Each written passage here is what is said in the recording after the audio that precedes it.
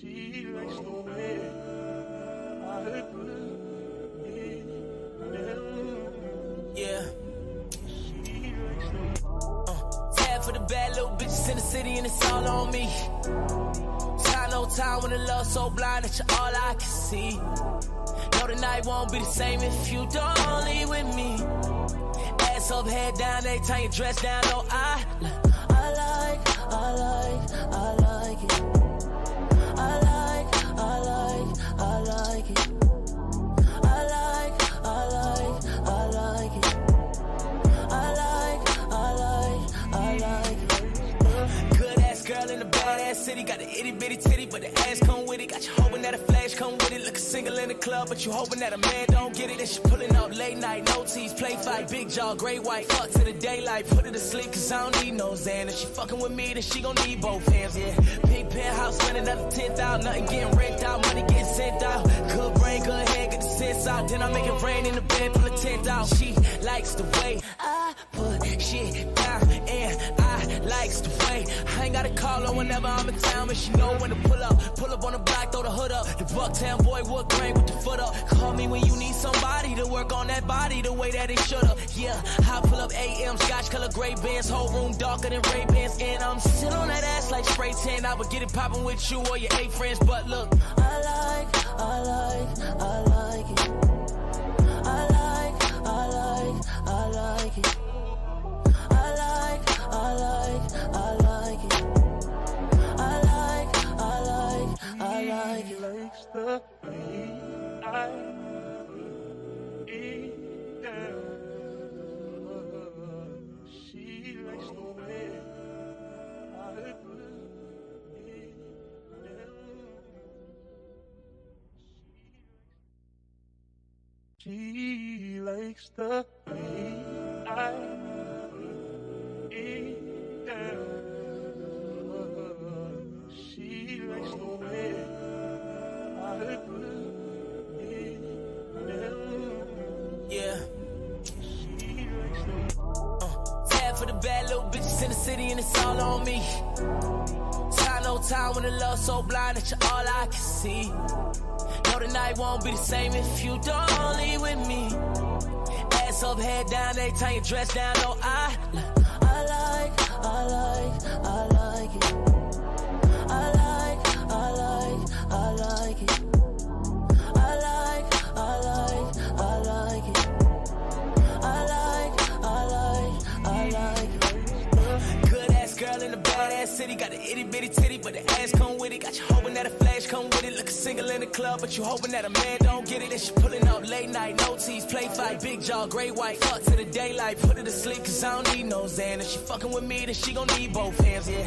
Big penthouse, spend another 10,000, nothing getting rent out, money getting sent out. Good brain, good head, get the sense out. Then I make it rain in the bed, pull a tent out. She likes the way I put shit down, and I likes the way I ain't gotta call her whenever I'm in town, but she know when to pull up on the block, throw the hood up. The Bucktown boy, wood grain with the foot up. Call me when you need somebody to work on that body the way that it should've. Yeah, I pull up AM, scotch color gray bands, whole room darker than Ray-Bans, and I'm still on that ass like spray tan. I would get it poppin' with you or your 8 friends, but look, I like it. I like it. I like it. I like it. I like it. I like it. I like it. I like it. I like it. I like it. I like it. I like it. She likes the way I put it down. She likes the way I put it down. All right, y'all. We in the building.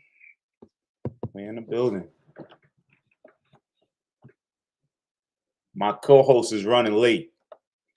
I'm gonna crack him. Hit him upside his head. What's going on, y'all?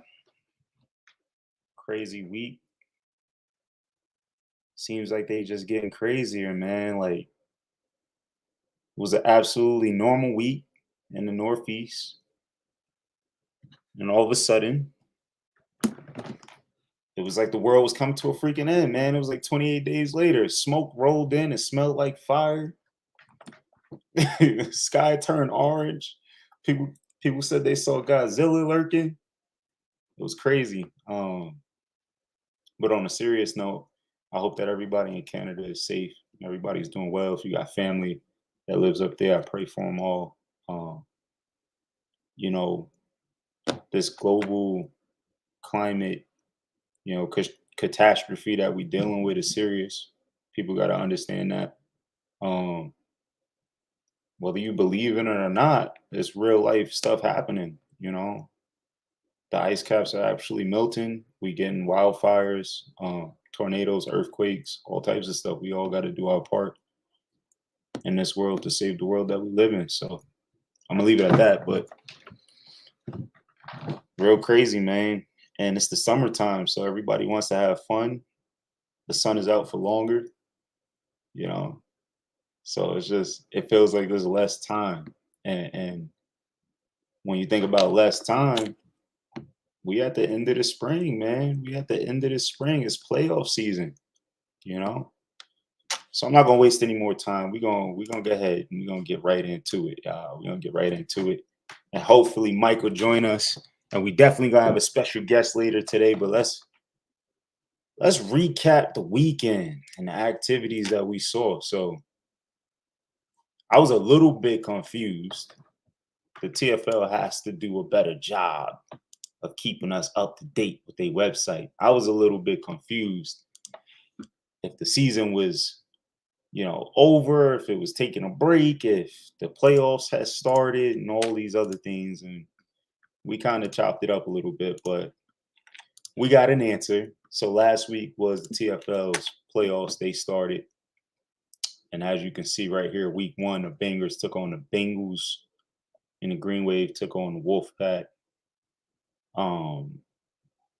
I believe the top team was at home, so that means the Bengals were at home and the Green Wave was at home. And both of the higher seeded teams took care of business. I mean, the Bengals kind of struggled, though. 12-0 on the Bengals. That's not ideal. But I can almost guarantee that some of their best players didn't show up for that. Because when they got their guys, the Bengals is a formidable opponent, man, for real. Top team. And the Green Wave went out and handled business. I was more shocked that the Wolfpack put up 20. To me, it was crazy that the Green Wave put up 38. That's a lot of points, man. That's a lot of points. So I don't know if it was something going on in the Wolfpack camp or what. I don't know if it was the travel or what, but crazy, crazy, crazy games there. And then, I guess we could stay on the topic. Next week, we got rematches. Both games in the TFL is the 3rd edition this year, the 3rd installment. So you got the Ducks taking on the Bengals for the 3rd time. You got the Eagles taking on the Green Wave for the 3rd time.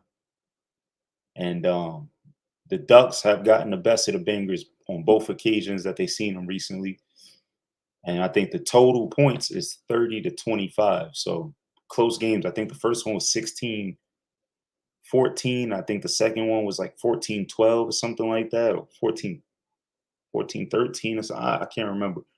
But either way, it was really close game. So we'll see if the Ducks can do it again, shock the Bengals. And then we got the Eagles Green Wave. I mean, the first game I think was 8-0, and the second game was 7-0 or 6-0. Again, really close matchup. So it's going to be an exciting week in the TFL. All right, let's move on. The NEAFL.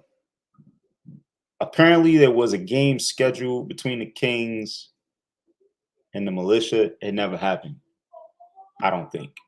There's no trace of it on the website anymore, and it now says that there was a bye. Granted, so we'll skip that. What I will say is we got something coming up. All right, we're going to get to that. But let's really quickly talk about the Den, because the Den has one of probably the craziest games that I've seen in a while. I just put it on, late night just to get, a feel for what was happening. I seen it show up on my YouTube and I was like, dang, man, this is a good game. I started watching it. I was like, these dudes is balling. And I'm talking about the Hitmen versus the Owls. They was out in Millersville, PA, at Millersville College, which is a D2 school. Field looked beautiful.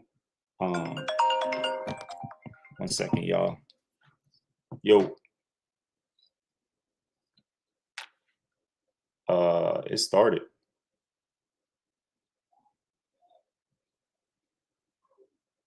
Oh, I can't see you. Oh no, hold on, I got you.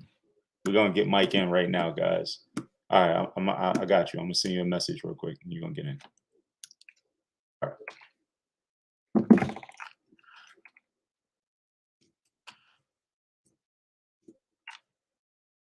Some technical difficulties. Got to work with us. These things happen.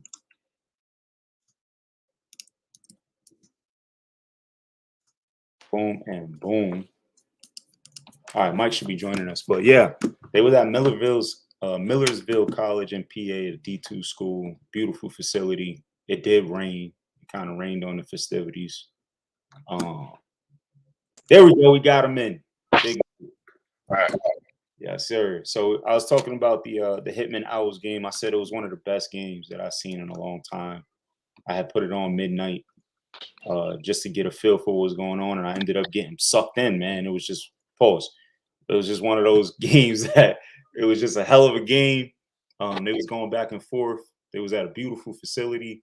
It was everything that you could ask for, and the final score was 22-20. And I can tell you, watching that game, I was on the edge of my seat because them OVO boys are some bad boys.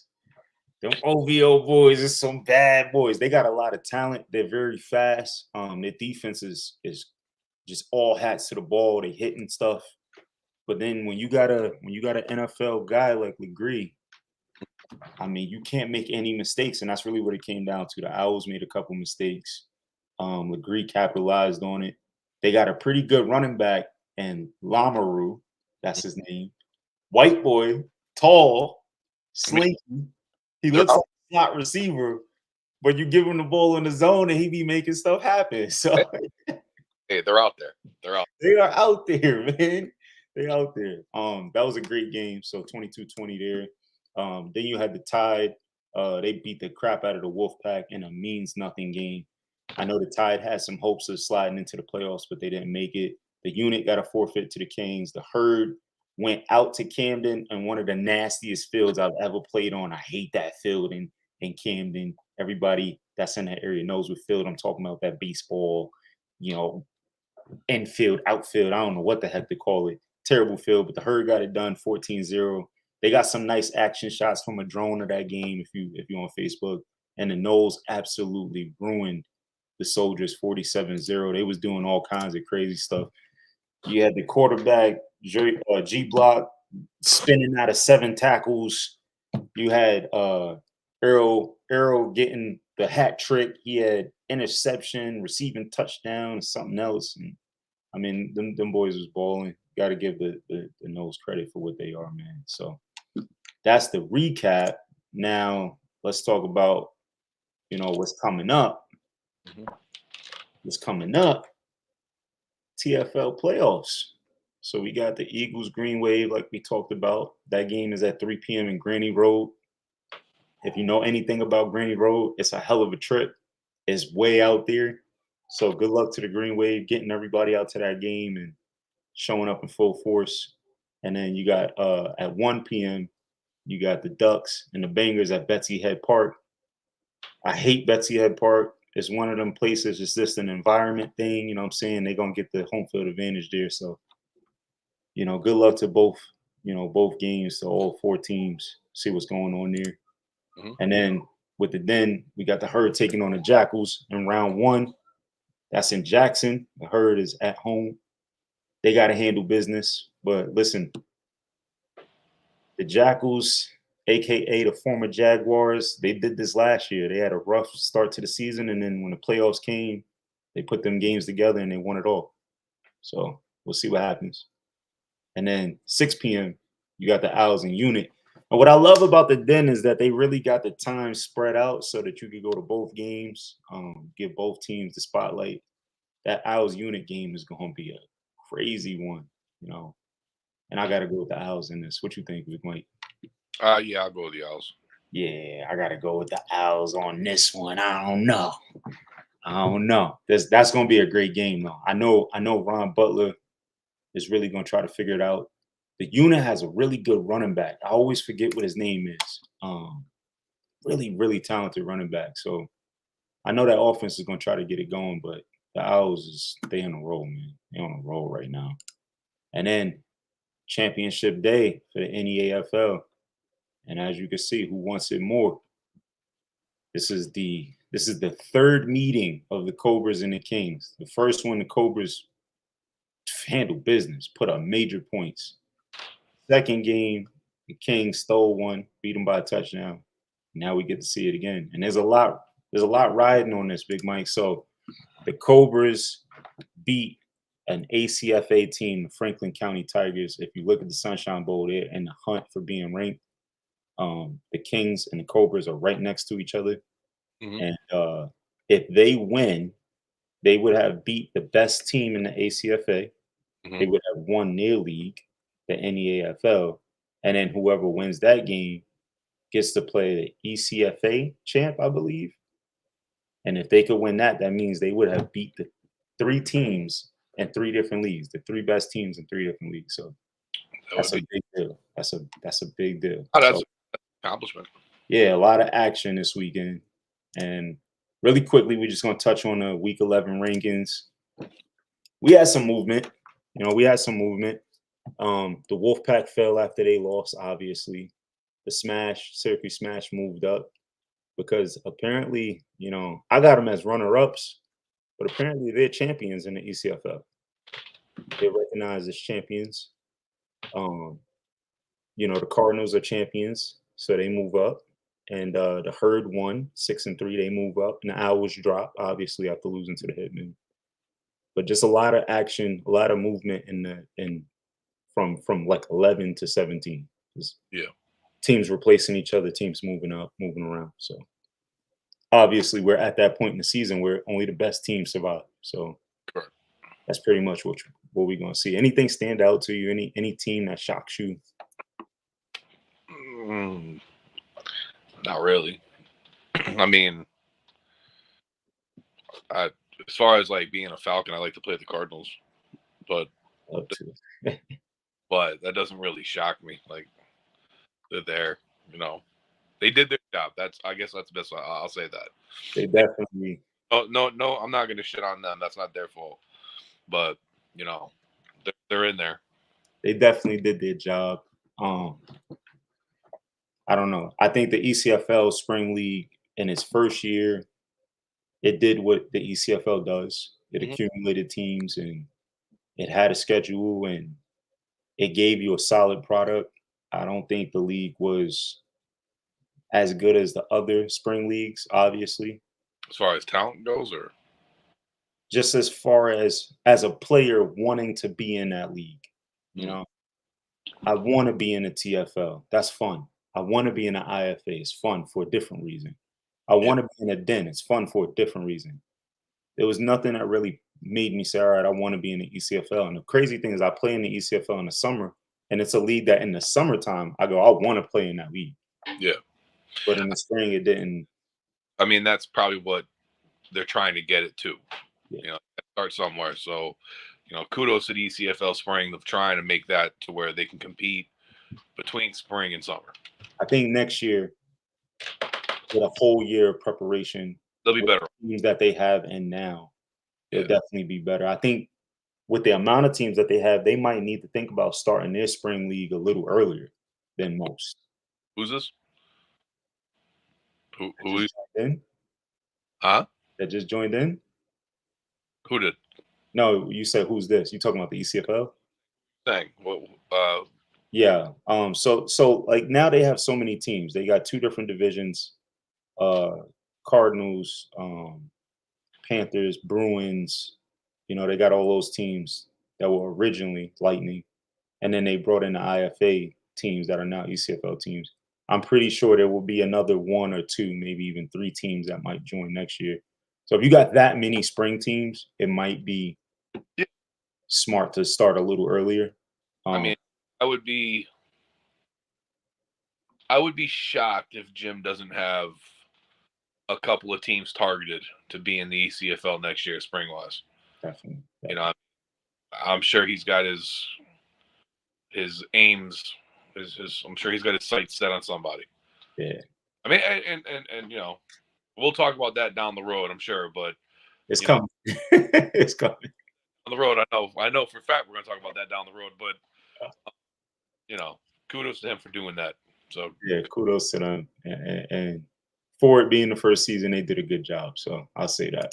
All right, let's get into it. Let's chop it up. Let's finish this, man. We've been trying to get this done for what, 3-4 weeks now? It's been a rough. Let's finish rating these teams. Think about this, right? We it's taken us, you know, a couple weeks to do this. Can you imagine being a Matting Raider? This is probably a year-long job. You know, it is a year-long job. And then they get shitted on. And then they update the ratings as the season goes along. So yeah. All right. So everybody knows the format. You know, we got the American National.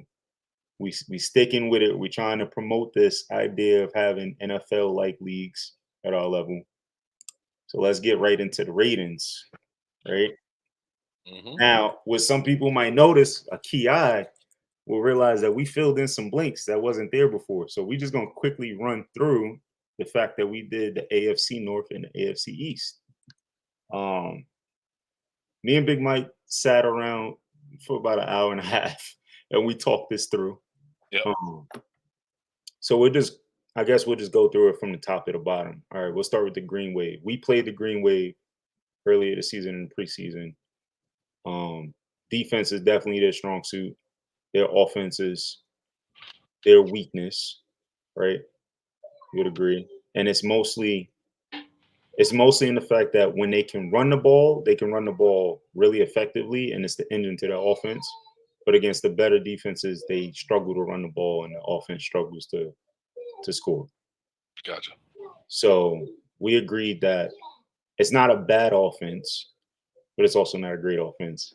And that's what held it back. But a really good team overall.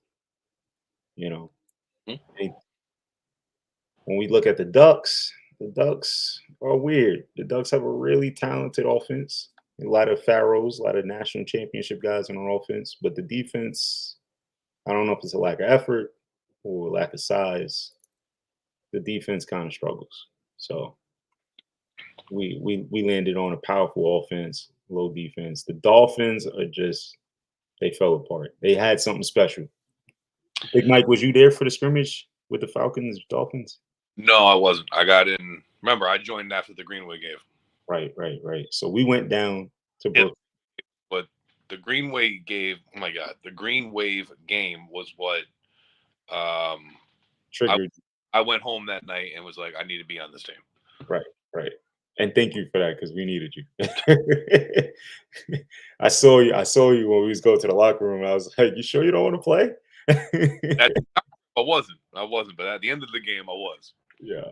So we scrimmaged the Dolphins with the Falcons preseason. We went down to Brooklyn, and they had something special, but they lost a lot of their key defensive players to the Patriots and to other teams.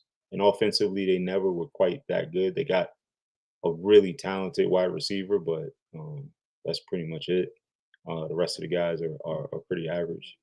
Mm-hmm. But so far, what they produced this year was just a poor product. And then the Bengals are slightly better. They made it to the playoffs. I don't know if they're actually better than the Dolphins or not, but I can tell you they're not terrible. Like when you play them, they're not the worst, but they're just not a good football team. Like they're not terrible athletes. They're just not a team. So they're like the New York Jets? Way worse than that. Okay. They're more like the Browns when the Browns went 0-16. Okay. All right. Can't sleep on them, but can win against them. Definitely can beat them with not too much effort. But if you just go in BS and they'll shock you. Okay. Eagles. I think 2 years ago, a year ago, I would say one of the most high-powered offenses in 2A. Mhm. This year, that offense looks sluggish. Like there's something missing. And I don't know the full story behind the whole quarterback situation, but what I'm told is new quarterback. I don't know the full situation with the receiving room, but what I'm told is some pieces are missing. Mhm. So you can see it on tape. The offense is not the same, but still dangerous as all hell. Still got lots of talent. Will gash you all day long. But their strong suit is their defense. And the only thing with the Eagles is that they got a lot of double duty players. So it really depends on which Eagles you get in. And because of that, you got to hold them back a little bit. So that's how we landed on that 93. And the Patriots, Big Mike can talk more about this one. He's got some experience playing against these dudes. We said that the defense is definitely the strong suit. Very fast, very strong, smart. They play together. Yeah, no, I mean, not to cut you off. The one thing that I think I told you many times when we played the Patriots was the one thing that I was extremely impressed with by them was they definitely studied up. Yeah, You can tell during the game, there were many times where I think we were in that huddle and I was like, yo, they know the play. Like yeah. they know the run. They've been studying. We got to change up some stuff because if we don't, we're going to stay right where we are. And they were fast, man, and up front they were really strong and solid, and they had a game plan. Mhm.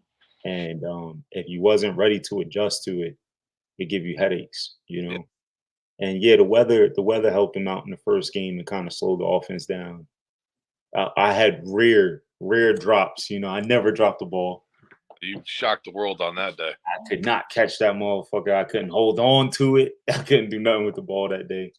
The second And, time around, we and were, in that first game, we played them too, and they can, listen, I'm sure that they can say the same thing on their end for reasons of why they lost.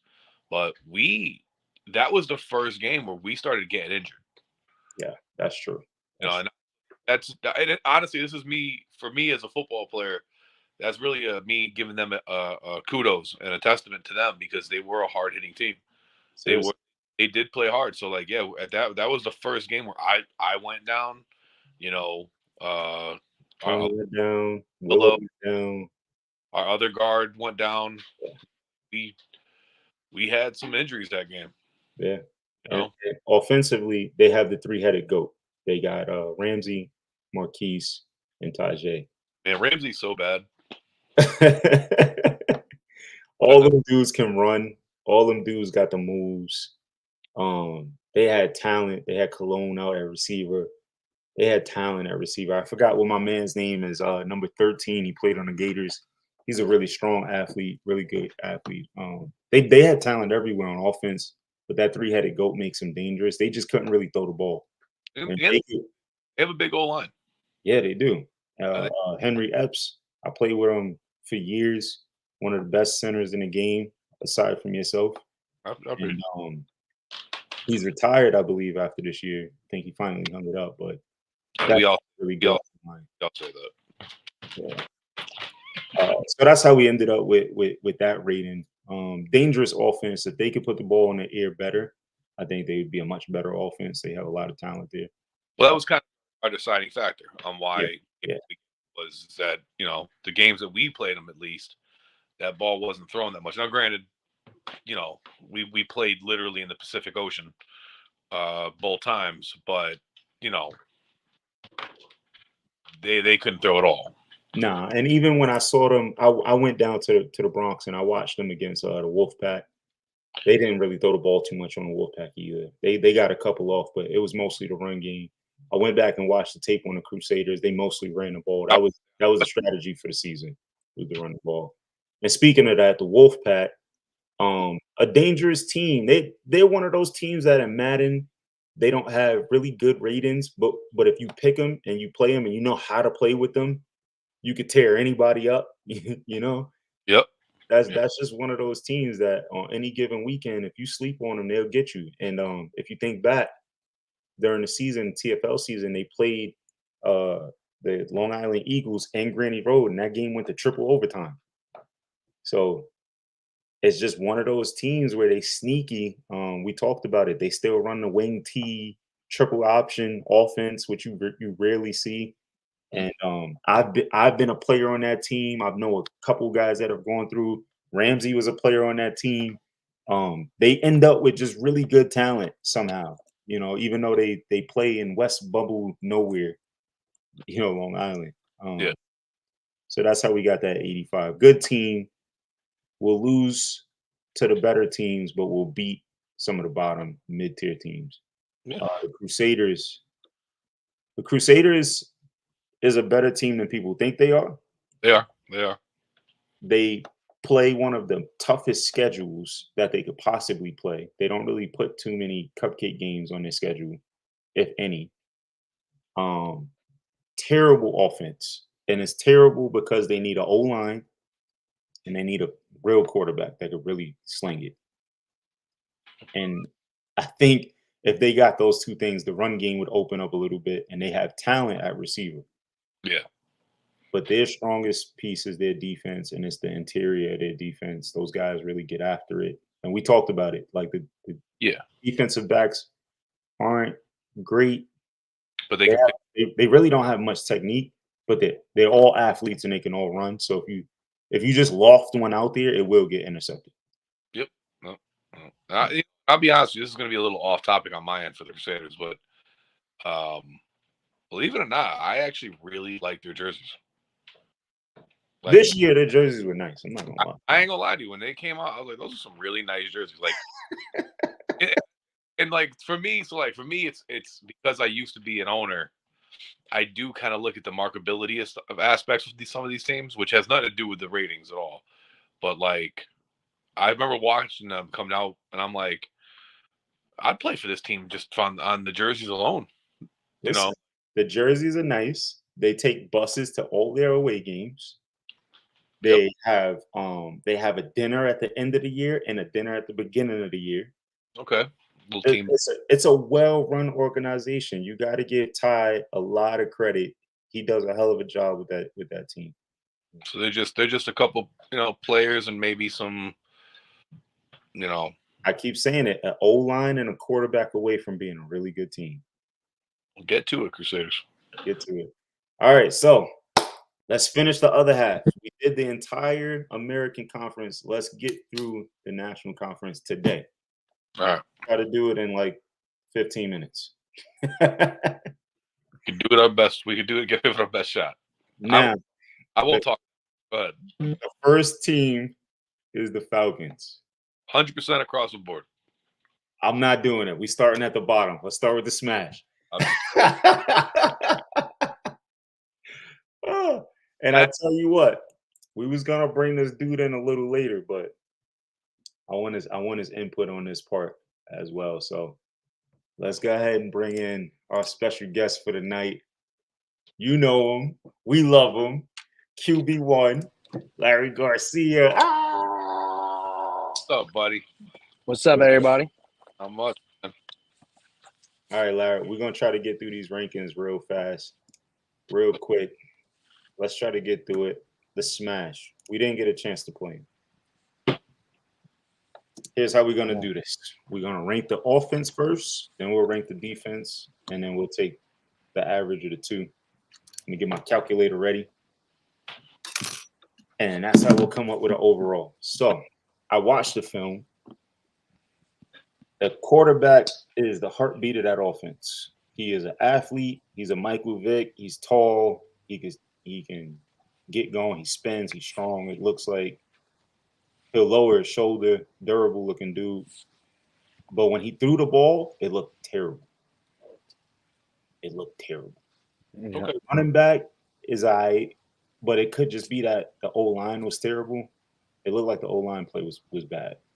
So, in my opinion, I give that offense like a 78.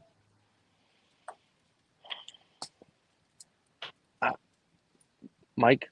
I think Larry's like much of them.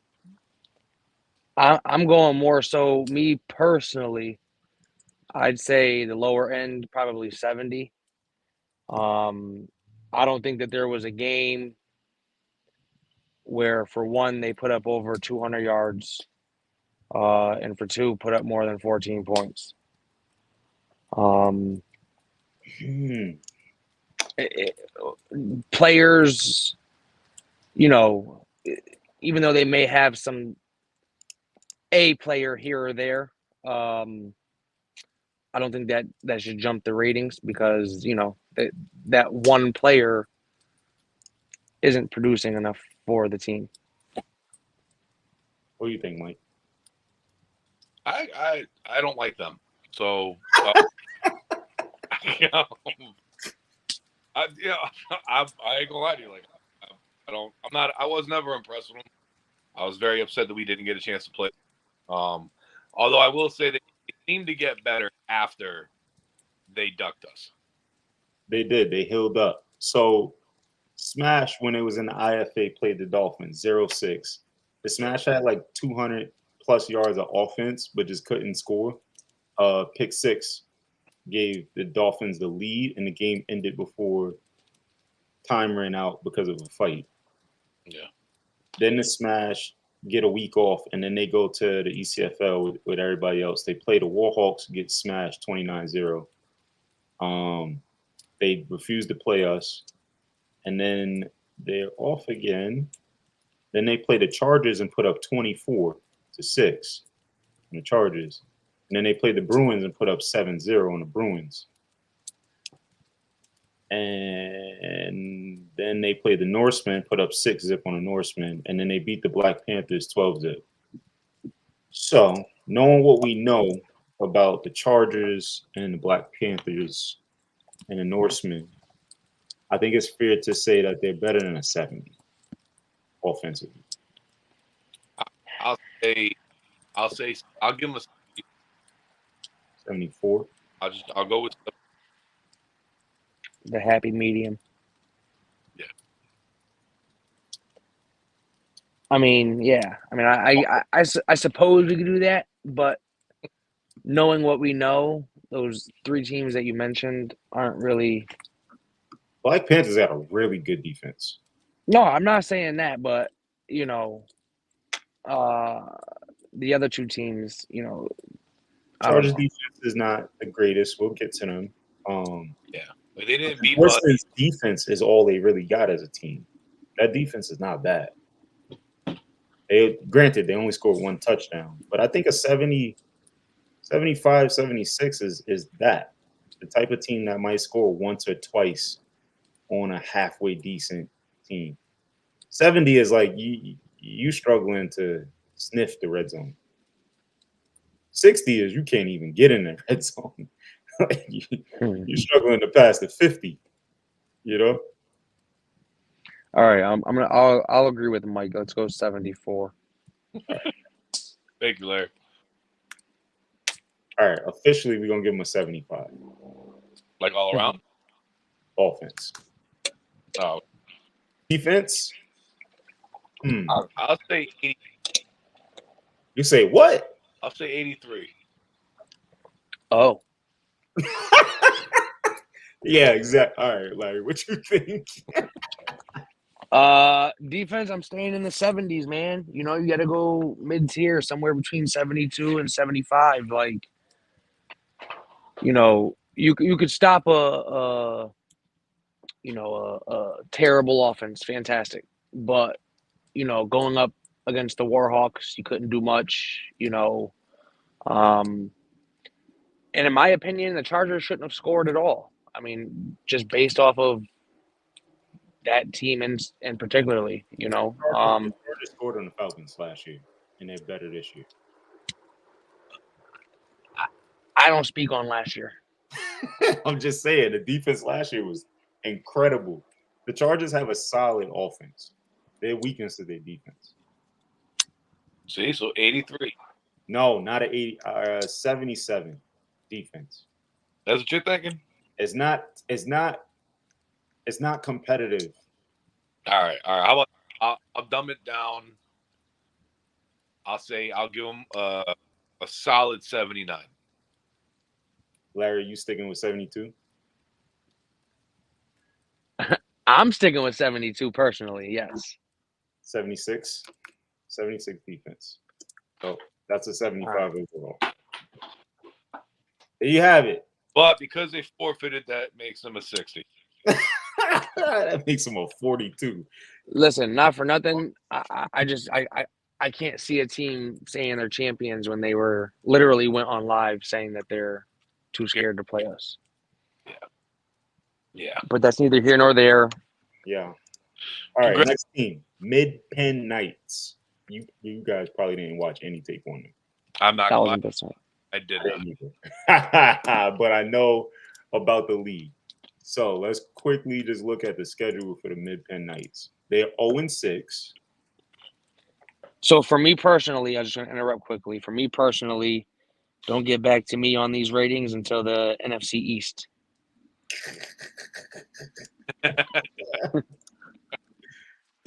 All right.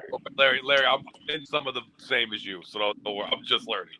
So it's easy when you see. It's easy when you see what their body of work is, right? So let me share this real quick. Because I can share this with you guys.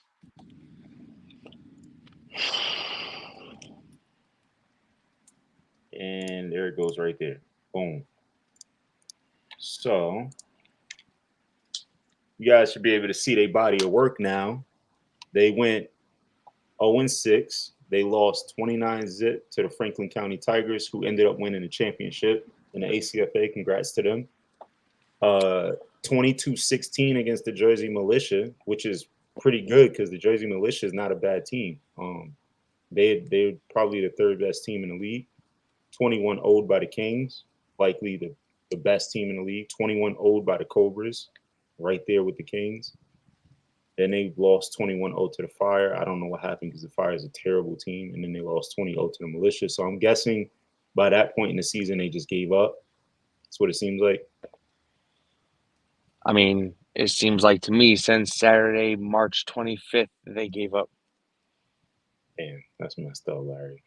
How so, sir? Like, if we're going offense first, I'm going immediately to 65 because they got zipped. They played the best team in the ACFA. Okay. They put up a fight against the Militia, the third best team in their league. And then they got smoked by the two teams that are going to the championship. I think after that, they gave up. Okay, so we could say after that they gave up, but offensively, rating-wise, you can't go higher than a 65, 66, bro. They put up 16 on the Militia. They put up 16 all season. They put up 16 all season. 69. Like, excuse you? I can't hear you, Mike. Hold on. You muted yourself, Mike. There you go. Sorry, my bad. I kind of agree with Larry. Like, I'm not saying they're as low as Larry's saying, but they're definitely in the 60s. All right, so I'm gonna go 68. I'm gonna go 68. Like, yeah, they did.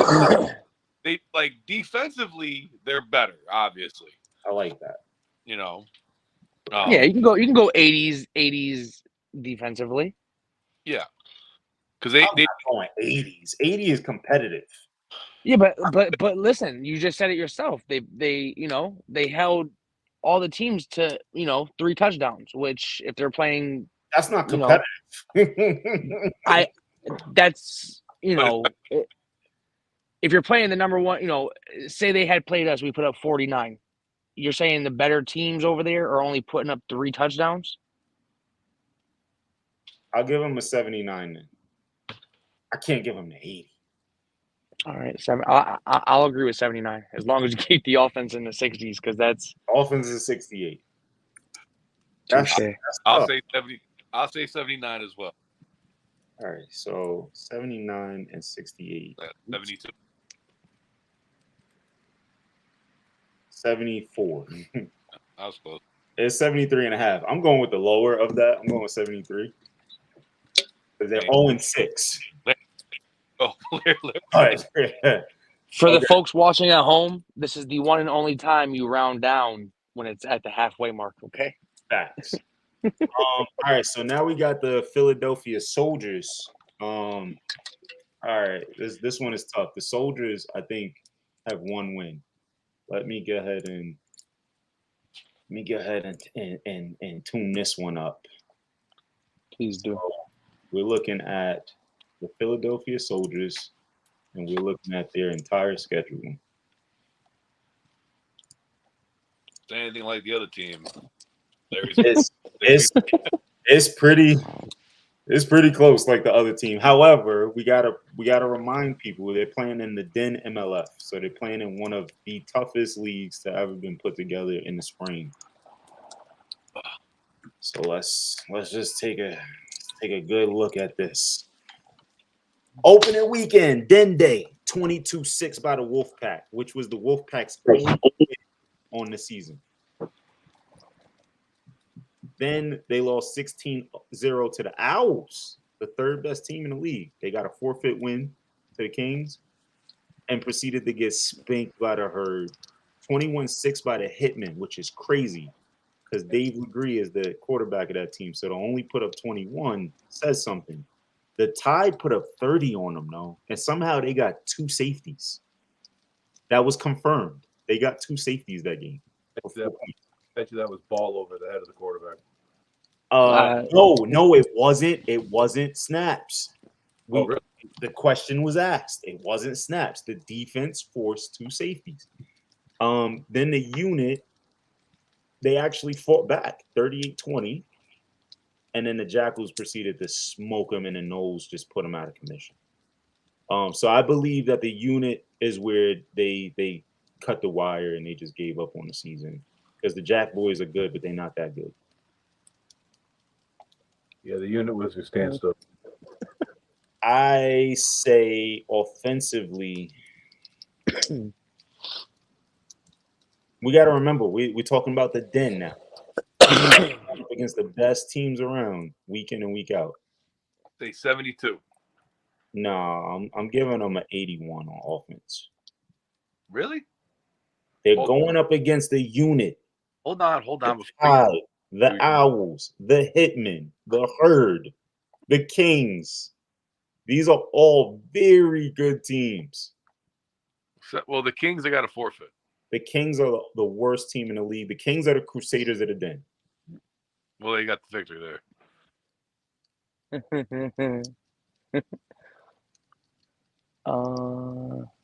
They put up. You're going 81. Yep. On offense. Yep. And that's a realistic number. I'm telling you. You got to remember what we're doing here. Listen, I get it. They're playing the best teams around. I get it. But if the offense can't produce, the rating can't be that high. Okay, so you got to remember when we're doing these ratings, if the Soldiers were to play the Crusaders, what would the score be? If the Soldiers were to play the CT Lightning, what would the score be? Or the Norsemen? Pretty damn close to what you're seeing now. Or the Empire State Wolfpack. Not with the Lightning. They're putting 30, 40 up on these teams.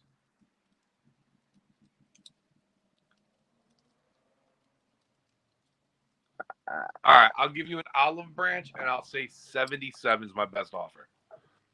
Correct. Just because they put up almost 3 zeros. No, they have 3 zeros.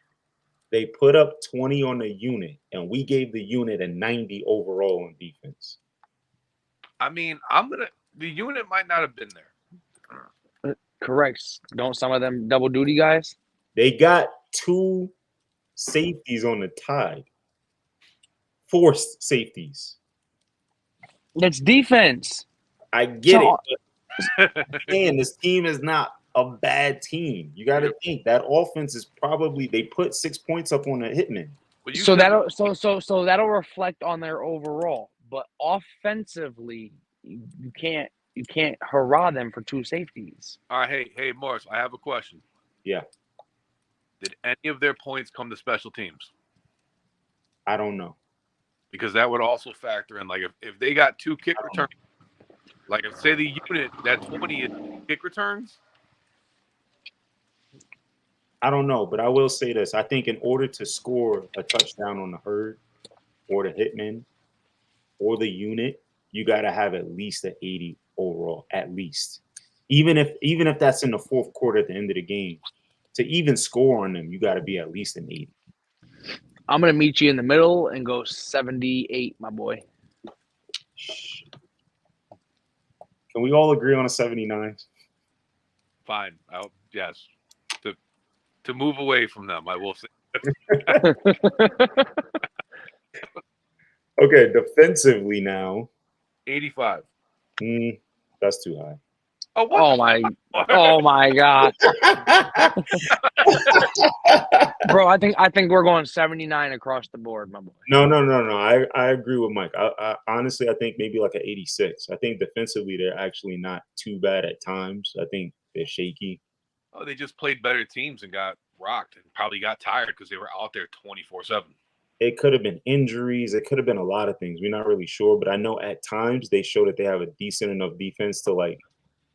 So the teams that are pulling them out are good teams. We're not talking about bad teams. Like holding the Owls to 16 is a huge deal. So do me a favor, right? Add up, since you have your calculator, add up the amount of points that they've given up throughout the season. That's a lot of points. Here, I'll help you. 47, 36, 38, 30, 21, 42, 16, 22. When you calculate it, it's a lot. How much, Morris? 252. Okay, divided by 9. 28 a game. Okay, that's 28 again. That's 4 touchdowns a game. Yeah. See what you did there, Larry. Yeah, four touchdowns a game. I'm probably going. Personally, I can't go higher than an 81. I don't like it. I'm gonna just 85. Here's my aspect to it. They probably do have an extremely good defense, but they probably were out most of the game, and they probably were exhausted. And some of these guys probably work both ways. I would have to believe a lot of that team goes both ways. So that's what I'm saying. I'm saying, to be realistic on this one, they're probably a much better defense that, unfortunately, due to their offense not being what Morris originally said, it's kind of probably your defense will be out there 24/7, and they got tired. All right, fine. So 85, 82 overall. That's fine. I'll take that. I think when you talk about the teams that they're going up against, like the Herd 89 overall, the Owls 92, the Unit 90, 82 kind of explains the record. Yeah, and in the blowouts. All right, we got the Central Penn Hitmen. Woo! Big dogs. Yeah, they're good. Offense started out rough, but the offense that I just saw, 97. 97. Do you got schedule on them? Oh, we could definitely pull up the schedule. Hitman. Booyah. Okay. And there you go. So, Ben Day, opening weekend, 2014 to the nose. It was a thriller. It was a back and forth slugfest. I watched the whole game. Okay, now we're talking. It was entertaining as hell. And the only reason they lose that game is they had probably 11 drops. Okay. Gree was diming them. I mean, he was throwing NFL quality passes. He was hitting dudes on the back shoulder in stride, running full speed. And well, that's why they dropped him. Yeah. Then they turn around and they handle the Jack boys, but they still had the same problem of dropping the ball They went out, took care of the unit. Still, same problem, dropping the ball. The run game wasn't really hitting, but it was streaky. It was having good moments. The Kings, they took their foot off the pedal. You know, they sat the quarterback. You know, did what they had to do. The soldiers took care of business. But then somewhere around the herd, I don't know when it was, them dudes started clicking. They started catching the ball. The offense was on point. They was breaking the huddle quick, getting the plays in. Legree started running the ball. It came together. I know what happened. They probably just weren't used to the speed of which, and it took them. I could tell you from playing with him, the velocity that he throws the ball at is ridiculous. Like it, you know, if you put your hand in the wrong spot, you're gonna break a finger. Well, you said he played in the NFL. Yeah, like, and it doesn't. It has no real height to it. Like every throw, it doesn't matter how far it is on a rope. Everything's always on a rope. So yeah, yeah, and also just watching that game, it just seems like he built a lot of chemistry with that team. Like you could tell in the huddle, he was really directing the traffic and he was bigging guys up and keeping things. I think as a team, they finally came together. That's what it seems like to me. But that offense is legit. They got two good running backs. The O-line is outstanding. Legree is a force by himself. Their receivers, now that they're catching the ball, them guys can all run. They run really good routes. The playbook looks great. If you watch the route combinations that they're running play by play, they're setting the defense up. Legree is reading the defense pre-snap. I'm not sure what the checks are, but they definitely have some checks. Like they do everything an offense is supposed to do. I think just talent-wise, they're not stacked everywhere like some of the better teams have been, like the Nose, for instance. Yeah. Larry, what'd you say? 7? I didn't give a rating yet for their offense. I just want to heard 97.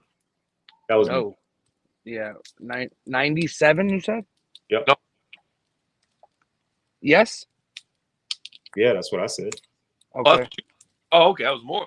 More said 97. I'm gonna go 94. All right. I'll meet you both in the middle, and I'll say 95. Even though it's really not in the middle with Larry. I'm not budging. They're at 97, and that's being nice. Well, all right. So this team offensively, they're you need a very special defense to stop this offense. So would you say offensively that's their best is the offense, not the defense? Yes. Okay. Yes. All right, then I'll bump up with you and I'll go 97 just for the sake of that. The defense I'm going to say is probably 3. Majority rules. You can tell though, you can tell that the offense is the strong suit. Look at the scores. No, I'm not 100%. And you got to score points to win games.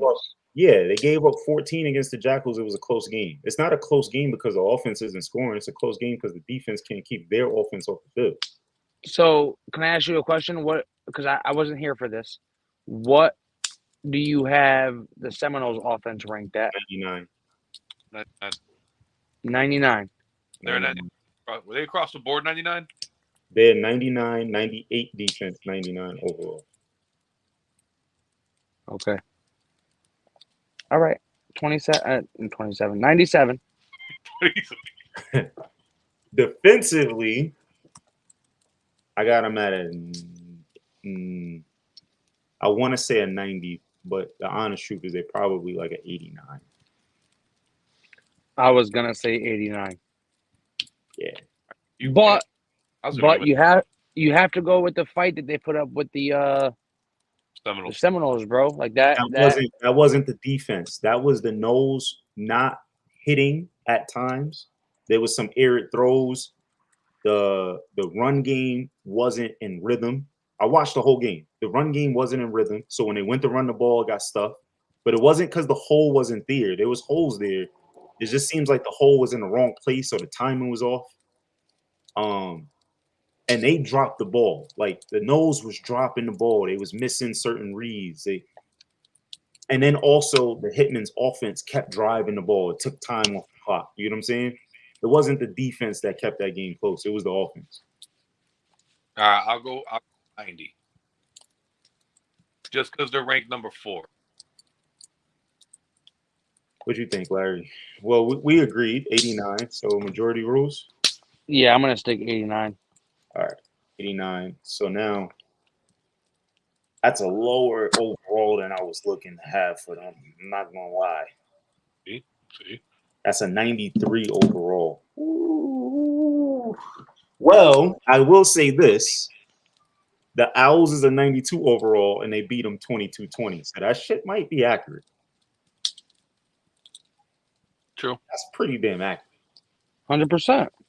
Also, the Jack Boys was close. That was a one touchdown game. The Jack Boys are 88. So yeah, okay. I'm okay with that. Fine. That's not bad. Okay. We got the NFC West done. Now the NFC South. This one should go quick. Atlantic City Kings. Fucking terrible. 73. I'm not gonna say 73. I would. They got a forfeit, so you're definitely. They gave up halfway through the season. I think the Kings. Oh man, we got to pull the Kings record up. We got to. Oh boy. We got to. We got to see just how many forfeits they really had. Ugh, it's disgusting. 73. Oh yeah. 3 forfeits. 4 forfeits. I'm sticking to my 70. Ooh. Um, 75. offensively, Larry's going to the 6. I'm definitely aiming towards 69 because they scored 24 points. Scored 4. Yeah. They scored 24 points all season. Well, that's 2, 4, 6, 8, 9 in 9 games. 14 on the nose. 14 on the nose. I get it. Shit happens, just like you said in the 78. last. But again, that 14 could be special teams or a defensive turnover. It wasn't special teams. It was not special teams. I mean, I'm just The whole team special teams. They put up 8 on the Jack Boys. It seems like at times they had offense and at times they didn't. Well, the other thing too, though, man, that 31-14. I mean, the Knowles know they are gonna. The Knowles knew going into that game they were gonna win that game. So how hard were they really trying? That could have been a blown cover. That could have been. I said 78. I'm Because the Knowles backups, their backups start on most teams. Yeah, and that's not me being facetious. That's reality. In reality, their third string players start on other teams. All right. So how about this? I'm going 75. I was going to say 70. 69. I'm going 73, and you're going 78. Y'all meant. All right, so we're in the middle, 75. Yeah. Now defensively, they actually don't look bad defensively. I say 79. I was going to give them an 8. Only because they did hold the Seminoles to 31. Yeah. Morris, did you watch that game? No, I didn't watch any of it. This team versus the Knowles? Yes. No, I didn't watch this. Okay. Wasn't worth it. Okay. Damn, dude. Defensively, The only game that I watched from them was against the Tide, where they looked like a AAA team that just lost a good game. And then every game after. With the Jackals, I seen the highlights from the Jackals game. They look like a AAA team that lost a game. They lost a game to a better team. They didn't look out of place. They just look like they can't win. They clearly. Yeah. all right. So defensively, what'd you guys go? I gave them a 79. Might give them an 80. I'm going 79 as well. Then I gave them an 80. I gotta stay. You gotta stay as low as possible. I got you. All right, 75, 79. 77. 77. All That's a 77. Weird. Okay, cool. Now, Probably better than they should. Delaware Fire. The Fire is fucking terrible. I mean, they're ranked 21. They're still fucking terrible. All right. All right, hold on. We're going to pull them up. I got to go back because they're in the NEAFL. So I got to go back to. I can't wait till we get into the East because I know Larry knows those teams. Yeah, it's going to be fun. It is. Okay. So let's fly through these two teams then. All right. We're all going to agree they're 70s. Not even going to share the screen. I just have it up. So the Fire lost 42-0 to the Kings, 33-0 to the Maryland Stallions, 54-0 to the Cumberland County Cobras. They tied the Jersey Militia 14. Then they beat the Mid-Penn Knights 21-0, lost to the Cobras again 21-0, lost to the Kings 50-0, and then they beat the Militia 21-0. Oh, 70. I said they was terrible, but they was just terrible on certain weekends. 72. 72 offense. What about defense? Defense? 72. For me, it's. I heard. They gave up 50 to the Kings. I got the Atlantic City Kings. I'm sorry, I gotta share the screen. Y'all gotta see this. It looks ridiculous. It's so hard to rank this team because it looks ridiculous. Look at this shit. 42-0 the first game, then 33-0, then 54-0, and then you tie the Militia. Then you win 21-0, and then you lose 21-0. Then you lose 50-0. And then you win 21-0 again. What's going on? Defensively, I'm definitely saying, personally, like a 68. It's got to be. But then they got 2 shutouts. That's why I'm saying 72. 2 shutouts out of how many games? 9 games? I'm going to have to agree with Mike that 2 shutouts count for something. It might have only been 2 games, but it counts for something. I'm going to go 72. Right. I'm going to let y'all majority rule that one because I Now, offensively, I get the 2 shutouts, but, bro, you're getting beat by 5 to 8 touchdowns on average per game. Like, that's not. No, I hear what you're saying. I do hear what The you're saying. 2 shutouts, fantastic. Great, you showed up. But in the games. 70? In the game. Now, think about this. The Knights, we gave them a 79 on defense. They shut the Knights out, and they put up 3 touchdowns. The Militia, we gave them an 80 on defense. They shut them out and scored 3 touchdowns. They put 3 touchdowns on an 80 and a 79 defense. The teams that they lost to, that they didn't score on, right, had a 92 defense and a 92 defense, respectively. So are we talking about offense right now? Yes. Oh, okay.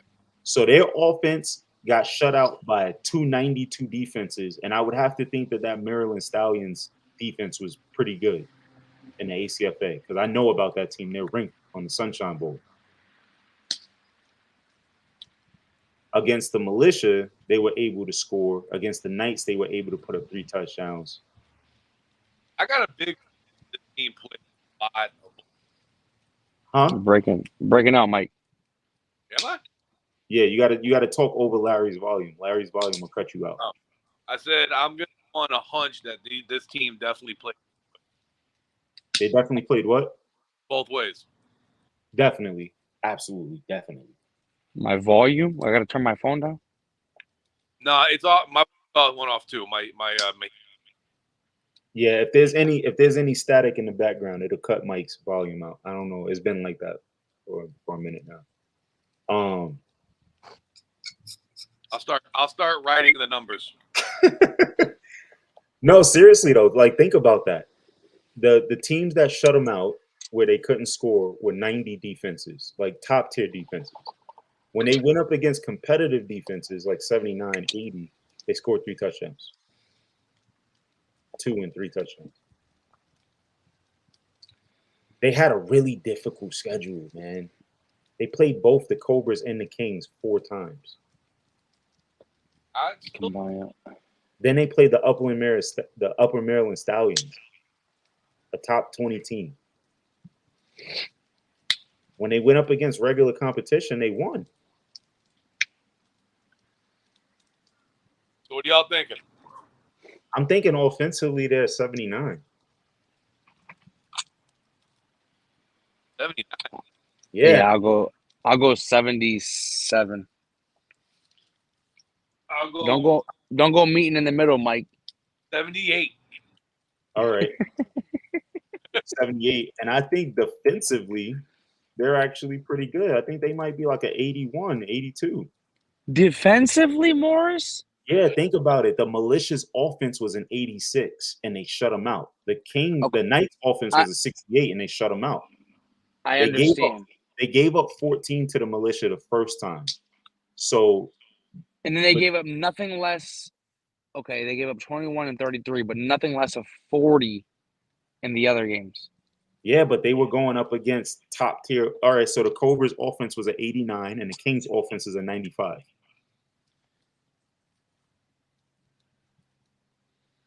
So when they go up against top tier offenses, they got beat up. But we don't know what the full story is to that.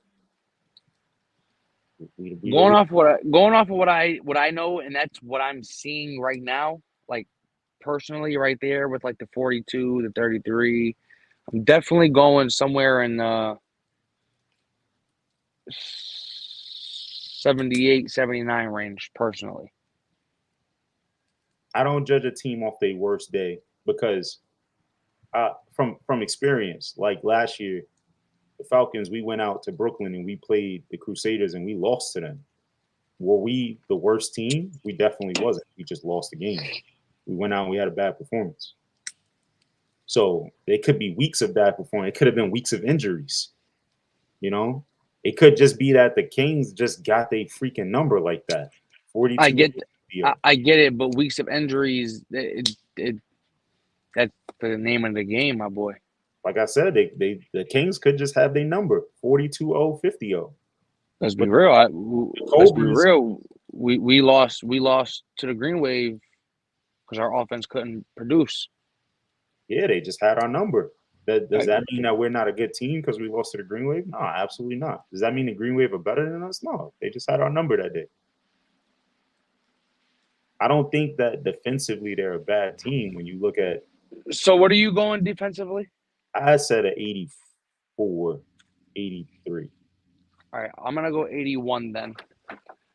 Since my 70-something doesn't suffice. I was going to go 82. All right, I agree with the 82. And that gives them an 80 overall.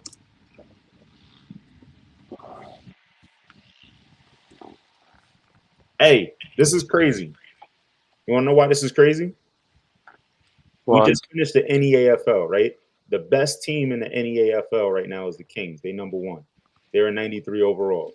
The next best team is the Cobras. They're a 91 overall. The next best team is the Militia. They're an 82 overall. The next best team is the Fire, an 80 overall. And the worst team is the Knights, 73. We're not doing bad. It's making sense anyhow. And we're doing it organically. We're not like doing league by league. We're doing it by the division. So the teams are all separated. It's not like we're running off of each other to do this. All right, cool. So the Fire is done. The Wilmington Wolfpack. The Wilmington Wolfpack's only win was week 1 in the Den. We talked about that.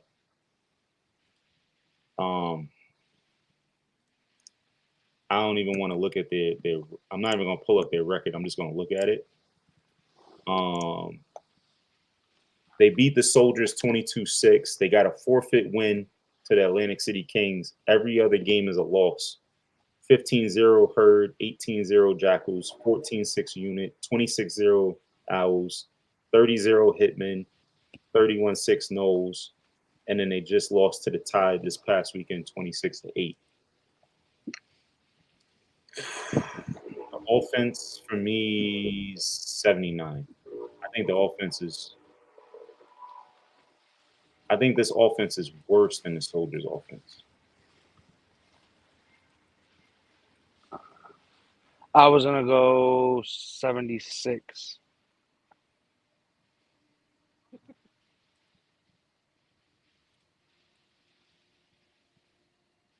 Mike. I agree with Morris. All right, now defensively though, that's tough. Defensively though, I think they're a little more competitive. I think they're like an 84, 85 defensively. Actually, I think they're like an 86 defensively.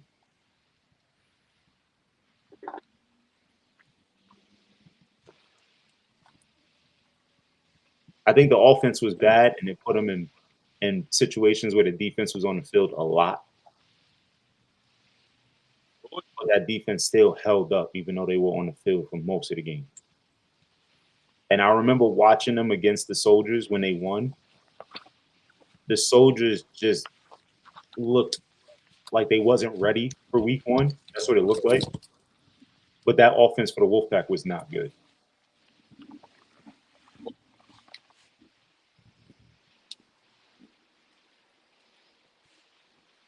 Agreed? Yeah, I can agree with you. That leaves them with what? 86 plus 79. That's an 82 and a half. I'd go with the 83 in this case. 83 it is. Well, we got the Tide left. Is the Tide the last team here? It sure is. It sure is. It sure is. So I'm gonna agree with whatever you say on this one. Oh no, the Tide is a good team. The Tide is a good team with a tough schedule. And all teams in the Den had a tough schedule, but the Tide is a good team with a tough schedule. So I'm gonna share this record this time. Check this out. The Tide won 0-6 week one. Then they lost by 1 point to the unit. They didn't play the Knowles. That was the Lightning and Thunder game, I believe. No. That was not. That was the game where the refs, they had a ref situation in Delaware.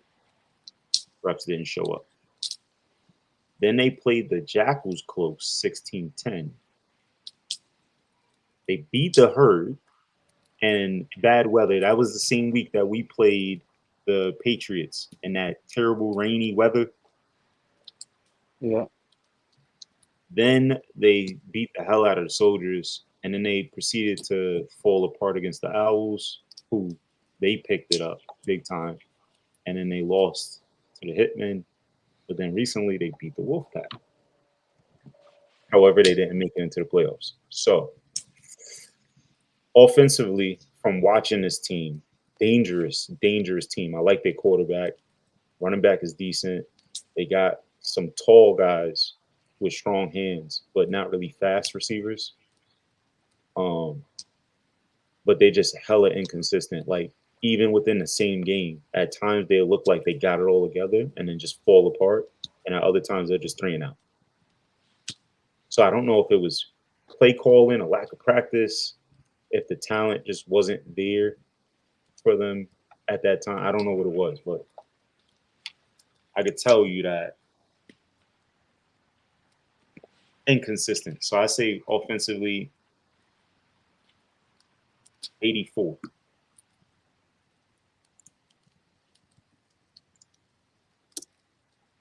I can agree with you on that. Defensively, Arthur Perone, they got one of the best defenders in the league. all by himself, he has like 6 or 7 interceptions, and I think he has 1 or 2 of them returned for touchdowns. Um, the rest of the defense is pretty good, but he's definitely the highlight. And they were very competitive at times. I say 87. Like, and I would give them higher, but the 40 to the Owls and the 24 to the Hitmen, it takes them out of that. It takes them out of that, like. So my theory is that against better offenses, and both of those are 2 high-powered offenses, against better offenses, they fall apart.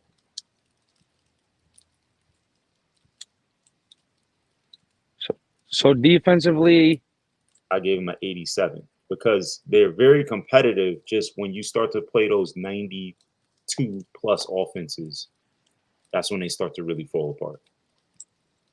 Because the Owls' offense is a 96 and the Hitmen's offense is a 97. Outside of those 2 teams, the Jackals' offense is an 86. The Herds' offense is an 89. They contain those offenses for the most part. I would have loved to see what the Knowles would have put on them, but I think we could assume that the Knowles would have probably put up anywhere between 30 and 40. mm-hmm. So 87. It's a good defense, solid defense that can make big plays, but against the better teams, they struggle. I agree with you.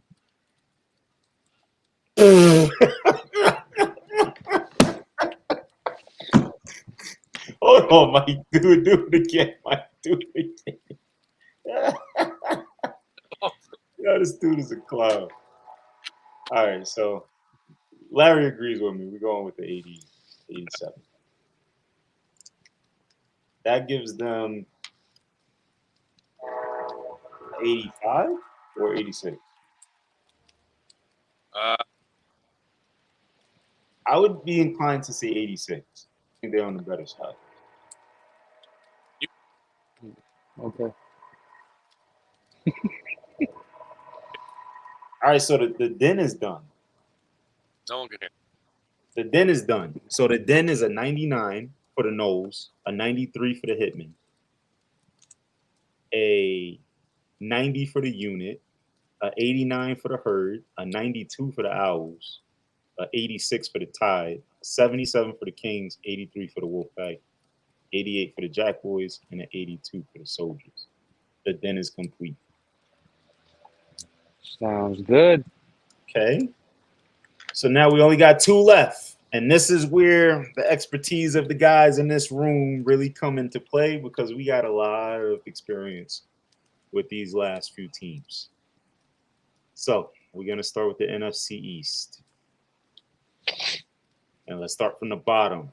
The Midwest Golden Badgers. All 3 of us played this team last year with the Vipers. What the fuck was the score of that game, Larry? You had what, 6 touchdowns in that game? 5? A lot, yes. Yep, 5. I was mad as hell because I didn't play. I barely played, but it was okay. Everybody else had a good day. I was in Alabama. I did Mike? not have a good day. I was so bored after the first touchdown. I just knew what type of day it was going to be. Offensively, they are horrendous. I say a 64. I'm going mid-60s across the board, my boy. I'll agree. I think defensively, I give them a little bit of an edge. I say like a 68.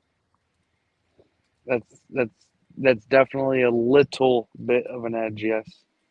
Is that for sure? And 65 overall. Is that It's a 66 overall. Sorry. I can agree with that. Yeah, just a bad team. I love their facility. I love what they're trying to do with the organization. They remind me of a Massachusetts version of the Crusaders.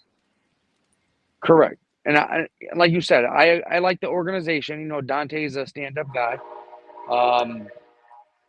But just on the field in between the numbers, bro, it's just not there. Yes, we can hear you. Larry got Yeah, Mike. I'm wondering. What you got to say, Mike? I kind of agree with both what you're saying. Like, let's just mid-60s it and call it even. All right, cool. Because I had that game Bama for my son. Yeah, I had to mute Larry real quick so you can get your words in. Yeah, we all agree that team is not very good. And to another team that's not the best, we got the Boston Chargers. Mike, have you played the Chargers? No. Larry, you Neither didn't have play? I. Nope. Okay, so this is where I lead. Chargers are a step ahead of the Crusaders. They are on the level of the Norsemen. Last year, they were on the same level as the Bearcats. They're young. They got some guys that really ball out with heart, but they just don't have the size nor the speed or the skill level to really compete.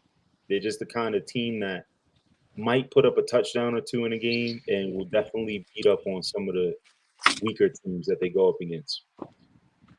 And you can see it in their record. Offensively, they're better than they are defensively. I'll give them like a 78 offense, and I would say probably a 73 defense. I'll go. I'll take your word for it too. Yeah. Yeah, they're like a 75 overall.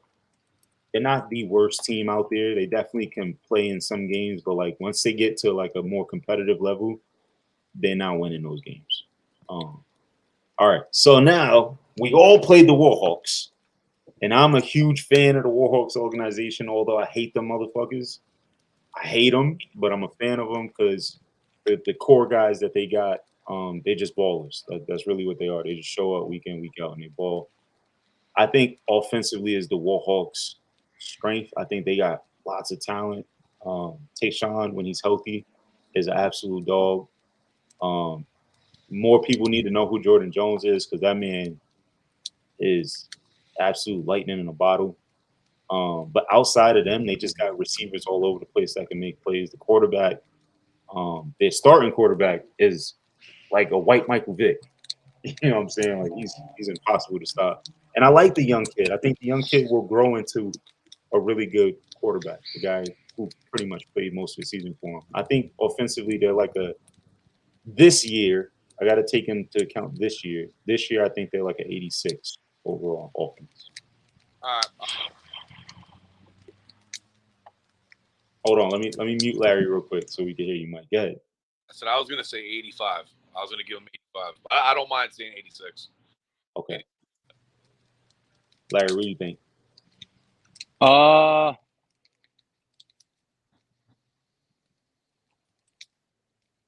don't know. Strictly going off of this year alone, I'd probably say 85, 86, yeah.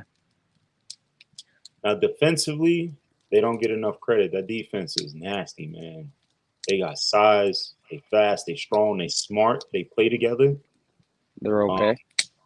I think the defensive backfield goes through a bit of a rotation. If they could really lock down at corner and get some guys, they'd be a lot better. I think at safety they're actually pretty good. So I'm saying like an 87.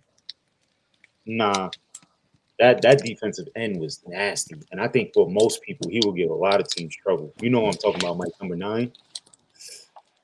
I'm gonna say 89. I'm gonna say 89. I'm going to stay 85 on that. Go ahead, Mike. 88. Because linebacking, Hold on, say that again, Mike. I said their linebacking core is their bread and butter. Like their linebacking core is smart, fast. They're just they're smart. Like they're probably one of the smartest linebacking cores I've ever played against.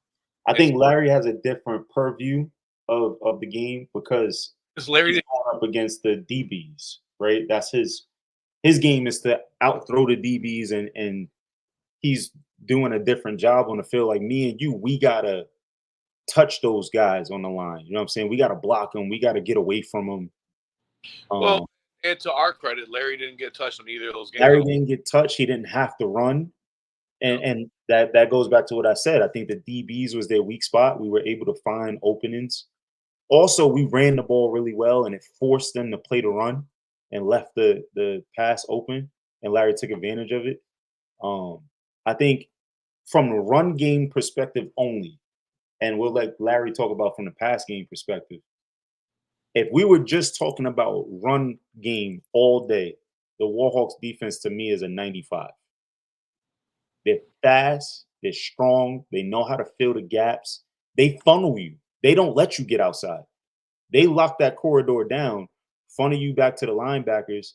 The safeties fly down into the box. The linebackers are quick, they're strong, they're smart, they read their gaps. Run defense, their weakest link is the D-line. The interior. Yes. Yeah. And D tackles. That could be just what the front that they use, though. If they change up to because a lot of times they went 3 on us. And that kind of played into our strength. So when they went 4, we had a harder time. So what do you think if you just gave them a run rating? Run defense. I give them like a 91 or 92. Okay. So let's get Larry's take on the pass. Yeah, Larry. What's your take on their pass defense? Rating wise, I'd probably go 85, 86. Okay. 87 on a good day. They definitely have some ballers. I like the Warhawks. So if we take the 86 pass defense, we take my 95 run defense, and then Mike's 91 D-line, interior D-line. That's like a 90. I'm fine with that. I'm good with that. 89, 9. Yep. Yeah. All right, I'll take that. Here's why I'm gonna give them an 89 and not a 90. When they went to the ECFL, they was giving up points. A lot of guys left. A lot of guys, yeah, they had some troubles in that camp. Yeah.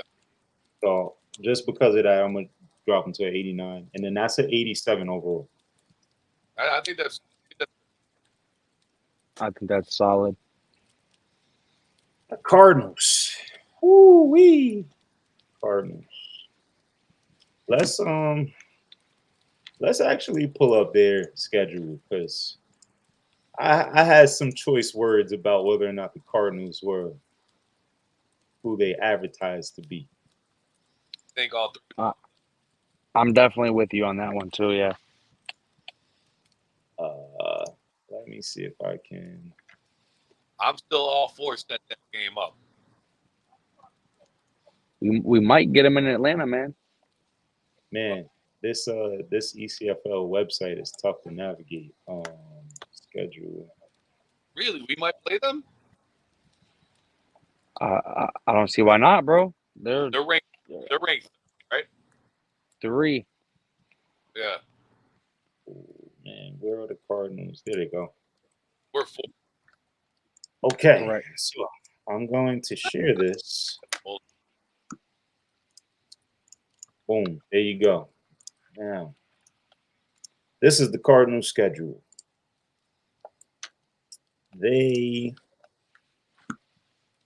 blew out the Northeast Bombers, terrible terrible team. NEFL, right? NEFL?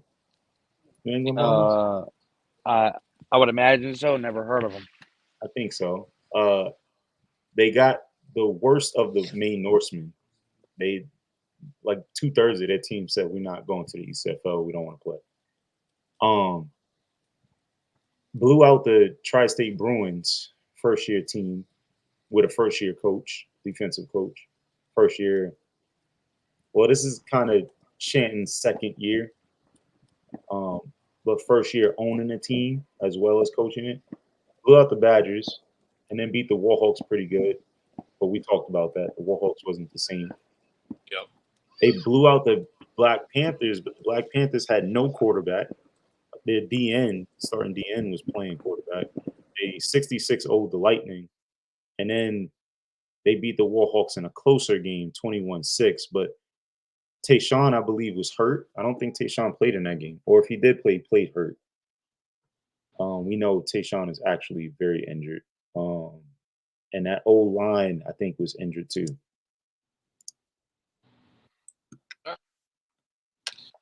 I mean, still going off of just their schedule, and we're not going off of our own bias and feelings. They're still a good team. They're a great team, but are they? Are they what they are? Are they what they think they are? Probably not. Okay, so what good teams did they play against? The Warhawks. That was a depleted Warhawks team, though. That's the only good team they played, because the Black Panthers was a good team until they lost both quarterbacks. Right. They started falling apart. Not only did they lose both quarterbacks, but when they lost both quarterbacks, they lost a lot of other people too, from what I heard. I mean, defensively, they're going to be a solid defense. Offensively, they're putting points, but like you said, I know for a fact, because I know the roster and I played in the league with them last year, the offense is the highlight of this team. They actually have guys playing offense on this team that are starters on defense for the Shamrocks. They're just athletes. In the spring, they play offense. All right, so let me ask you this question. They play the Patriots. They play the Patriots what? What do you think the score is? If they play the Patriots, they win 22-12. Okay. And that's because the Patriots offense can't get it going. If they play a team like us that has solid offense, solid defense,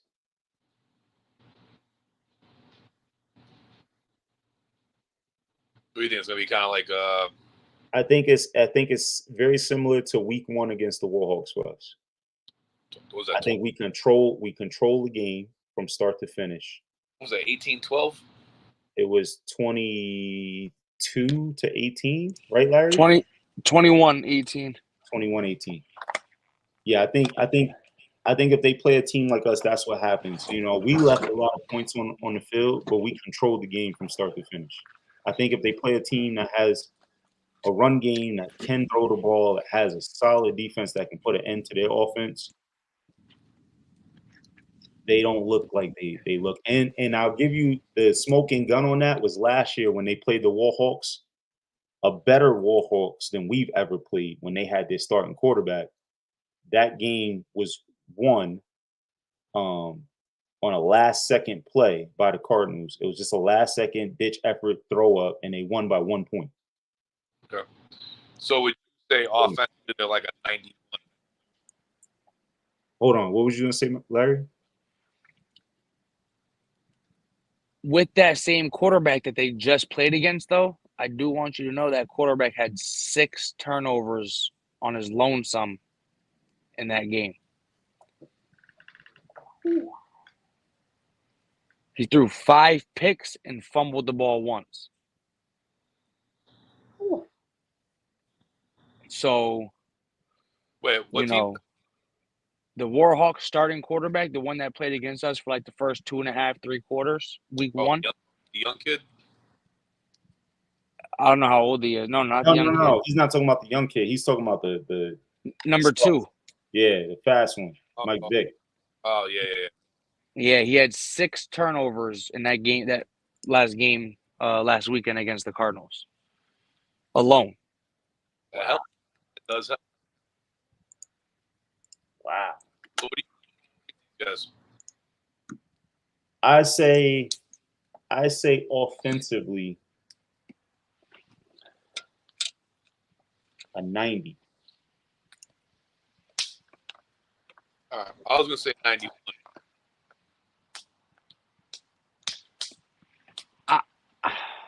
I think we can meet in the middle at 90, but I think that it depends on if Lefty and Watson play.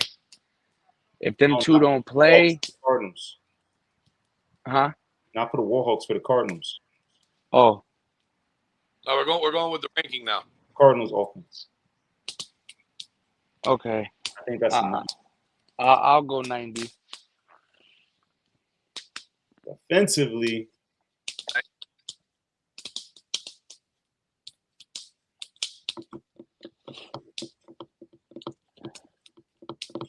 all right, hold on.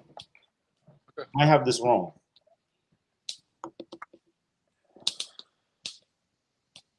Offensively, I think they might be better than that. 92. They might be a 90. I think they're 92. Okay. I can't go higher than a 90, but Yo, majority rules. Kyle Jimenez plays receiver for them. I know who plays for them, but you have to look just like everybody. Listen, everybody and their mother always has something to say about us putting 50-something points up or 49 points up. Oh, you're playing this team. You're playing. Bro, look at the teams they played. I don't care. I'm not going off of that. I'm not going off the scores of that. I'm going off of what I actually know about the team and the players that they actually have, the talent that they have, and if they take it serious. What does a Cardinals game look like when they taking it serious? When they taking it serious, the talent that they got on offense is dangerous. They're 92, 93. The only thing that's holding them back is the quarterback is not elite. He's really good. He's just not elite. So although you have all those weapons, you might not always be able to get it to them. Running wise, the running game is good. Good. It's really good. But I think they throw the ball so well that you don't really see them run the ball like that in a serious game. I think they're 92. I mean, I'll go 92 with you because I Because he wants to move up. no, because you can't fight the amount of points that they put up. You know what I mean? But at the same time, I don't know. I mean, so if we're doing that, then defensively, that's better. Now that's where I disagree. I think defensively they're only like a 90. And that's not, I'm saying only a 90. That's still top tier. But what offense did they play? What offense did they play? Give me one powerful offense they played. Warhawks. Warhawks was depleted by the time they played them. The Warhawks had their second string quarterback catch 2 touchdowns. I mean, you are right, but they still have 5 zeros. And hence the 90. Hence the 90. They're a really good defense. All right. So what are you guys saying? 90 for the defense? Yeah, I'm good with that. 91 overall. All right. Then I'll agree to disagree. 91 overall. All right. What's the next? All right, it's our conference, the NFC North, and we done. Tri-State Bruins. Offense is a 74. Nah, 72. Isn't there another Bruin? No, not that I know of. Do you know of Bruins? No. I know. I think that is right. From back in Mute me, Morris, until I'm. From back in the day, I remember back in the day there was like a New England Bruins or something, or Mass Bruins, I think. Well, do you know Alex Fleeton? No. I think he plays for I think he's a DN for the Bruins. Not exactly sure. Alexander Fleeton. Find out. I can find out right now. Hit them up and find out. Their offense is bad. Their offense is really bad. 72. I mean, 72 might even be worse. I would say somewhere between 70 and 72 because they don't have an established quarterback.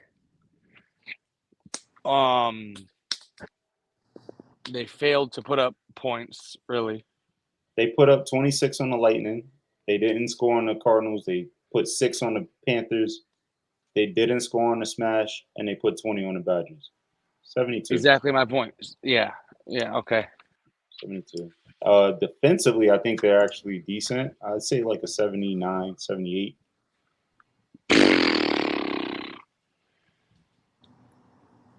Okay. I can agree with that. I'll say 78. Mike, you disagree? No, I'm not disagreeing. All right, so we got It- 75 overall. It was the Tri-State Bruins. It was.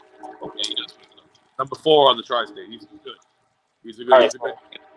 here's the question. We got the Black Panthers. Do we rate the Black Panthers on what they were or what they are? Well, we have to rate them on how their season went.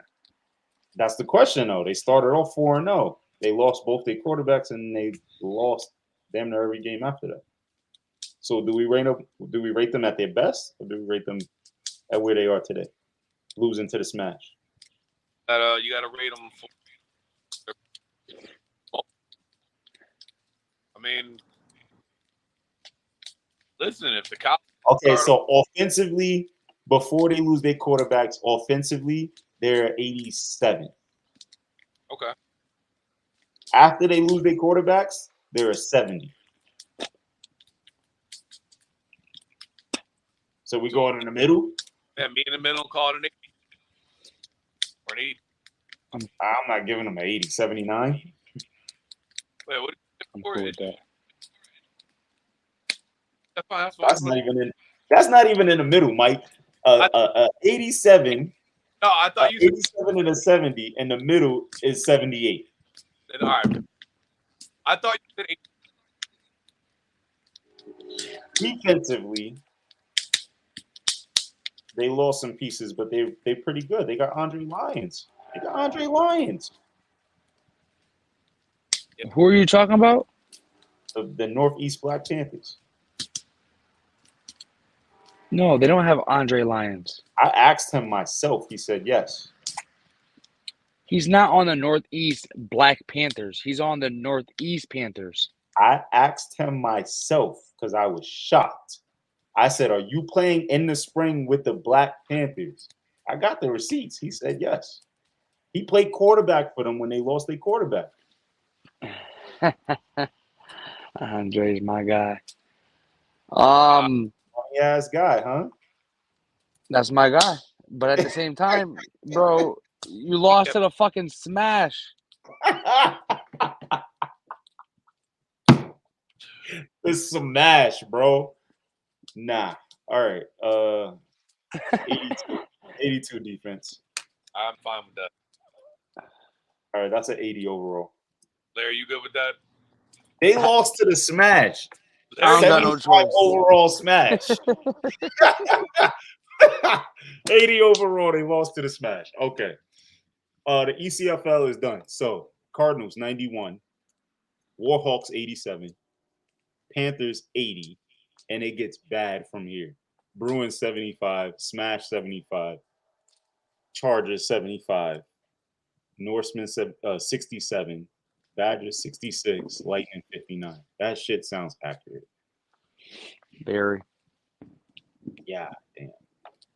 All right, we got 2 teams left. We got the Bangers and ourselves. So, the Bangers, another fucking conundrum. Here's why. The primary movers and big playmakers on the Bangers are all Seminoles. The defensive coordinator is a Seminole. When they all decide to go to the Noles, the Bangers have nothing. But when they all decide to go to the Bangers are scary. Reem is the quarterback. Eru and Mike Lowry at receiver. Chris Pierre at receiver. Like, just nasty.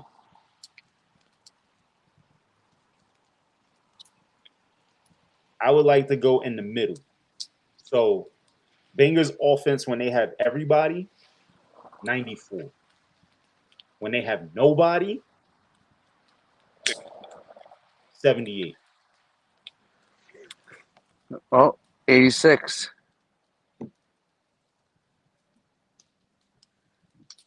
I got a question for you since That's we're good on this. fucking math, Larry.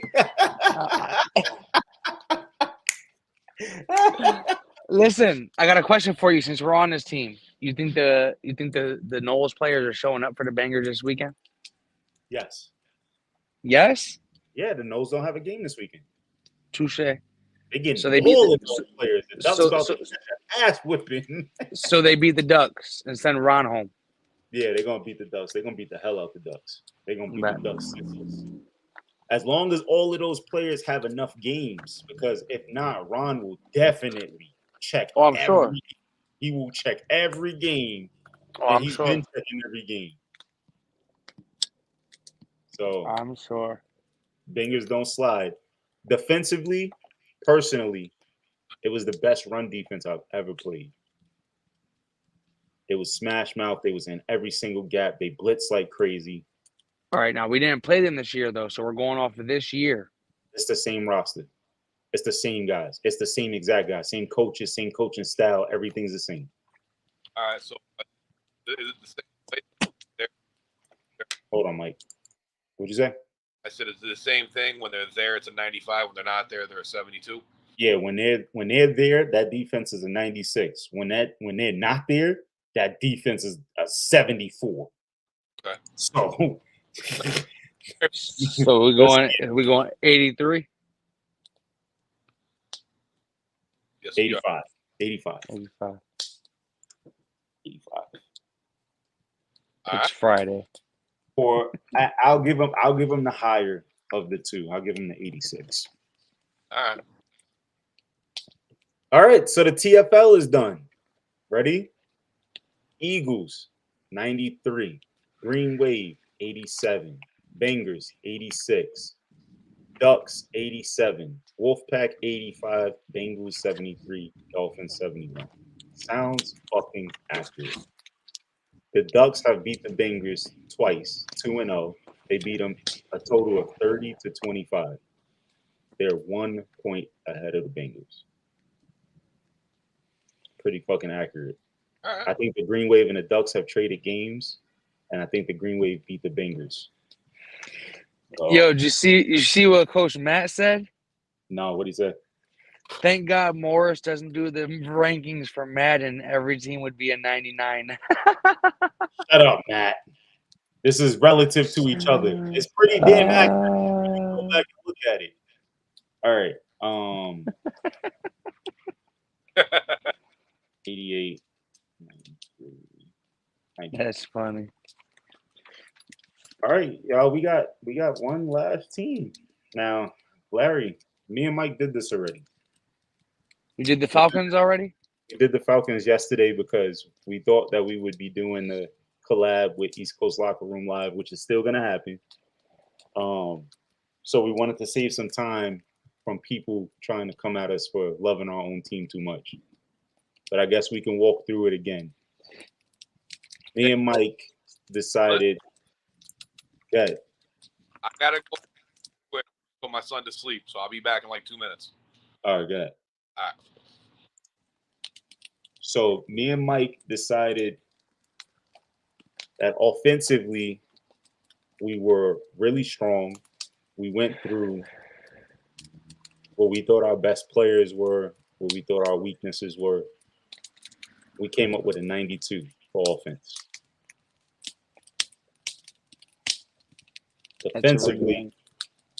Defensively, we came up with a 96. Our defense is nasty. Our defense is nasty. Especially when everybody's healthy and when we put our players in the right positions to succeed, man, that defense can't be touched.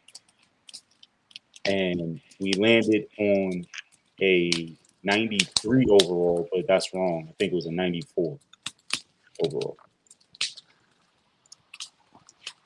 Okay. What do you think about that? You said our offense was a 93? 92. 92.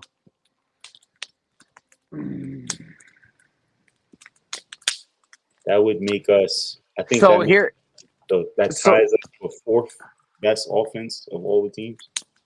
so I'm QB1 for this team, so I'm gonna be a little biased.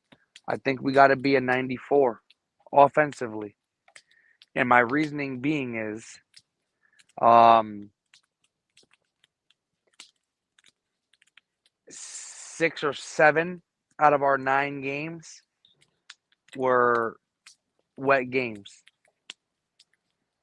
I feel like if it was a dry situation, 1, our run game would be better, and 2, our pass game would be better. And that's solely, you know what I mean? Like, think about it, bro. That monsoon game, there were so many things that I could have done, me personally, to torch that Patriot defense that first game in New York. They were playing 20 yards off with a safety on both of our slots. You know what I mean? If the ball wasn't 7 pounds soaking wet, and I get it, you can't really make excuses. But in reality, I think we deserve a 94 offensively. You really want to get into this? I do. I do want to get into this. Yes, sir. All right, hold on. I'm gonna share the screen so people can see what our record was and the teams that we played and stuff like that. There it goes right there. All right. I hate that Mike is away because I feel like I need some firepower, but there he goes. All right, so we talked about it. Who we played is tough. Our schedule wasn't the toughest. When we played the Green Wave, we struggled. We got Mike. The offense got a lot better because the O-line got a lot better. Better communication. Understood. So, but let's be clear. Let's be clear. O-line wasn't right for that game. QB1 played a quarter and a half of that game. I just feel like, bro, if we had Mike and the O-line was solid, and if I played that full game, bro, we're undefeated. So we talked about this. We said, let's go player by player, right? And we started with receivers. So hold on. We said AB is the best receiver on the team. Overall, I would agree. We gave AB, I think we gave him like a 93 overall. Okay. Height holds him back, and he has the tendency to let some balls get away from him. Not a lot. But yes. Again, he'll let one get away from him. Yes, but speed and IQ play a huge part in replacing that.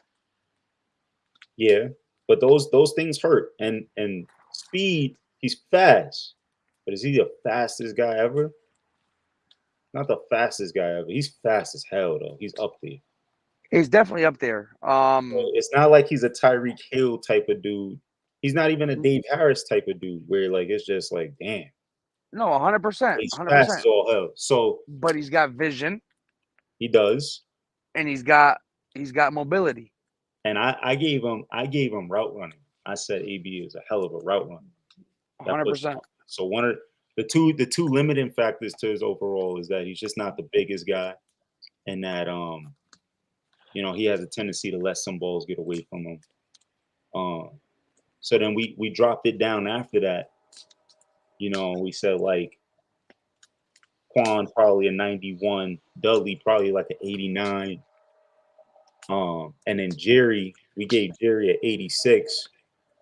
And that's controversial. That's very controversial. It's controversial, but it was because mostly because he's white. White boys can't jump. Who can't jump? It's mostly because who can't jump? I know. It's mostly because when you look at Jerry's production, right? Jerry's production is mostly off of 2 routes. It don't matter. He led the team in receptions, led the team in touchdown receptions. No, I'm not arguing that. I'm not arguing and yards. I'm not arguing that. But AB has his stats off of damn near every route that we run. AB has the out. He has the cross. He has the dig. He has the seam. He's got post. You don't hit AB on damn. You got AB on the stick. You got AB in the screen game. So most of Jerry's production is in the screen and the go route. And that's as an out. And I get it. I get it. I understand where you're coming from. But let's put into perspective, right? I didn't hit Atterbury on the crossing route. Not once. I didn't hit him on a seam. I didn't hit him on a dig. We got the tape on that. I'm going. Yeah, 100%, 1,000%. Now, don't get me wrong. I'm not saying motherfuckers know who Jerry is now. I'm not saying Jerry Ward is a bad player by any means. 86 is high. What I'm saying is he's specialized. Jerry is a specialized player. He does something really good. It's the same reason why Dudley is an 89. Dudley is an 89 because he's specialized. We're not hitting Dudley on a post route. We're not hitting Dudley. So let me ask you. So if we're going off that, right? If we're going off that, let me ask you a question. And Lord knows that I love this man to death. How are you giving Quan a 91? Size. Okay. And? Hands, speed, combo. Quan developed the slant and Quan runs a slant and a fade. Correct me if I'm wrong though. Quan is like 95% on that slant. Yes, but only because dudes are scared of his fade route. Quan is double, if not triple, every game, all game. That's false. He's doubled or tripled over the top. If a linebacker's gonna follow you, AB, Dudley, whoever the hell is there, a linebacker's gonna follow them to the flats. Nobody ever follows me. Okay, but you understand what I'm saying. You know why they can't follow me? Because Quan. Okay, you have to give Jerry. You have to rank him at a 91 with Quan, bro. You going off of Jerry's production. I'm not going off his production. Because I'm going off Jerry's speed too, though. Jerry's speed. Jerry's speed. Jerry's speed. Jerry's not fast. Jerry's not faster than Quan. Jerry has no.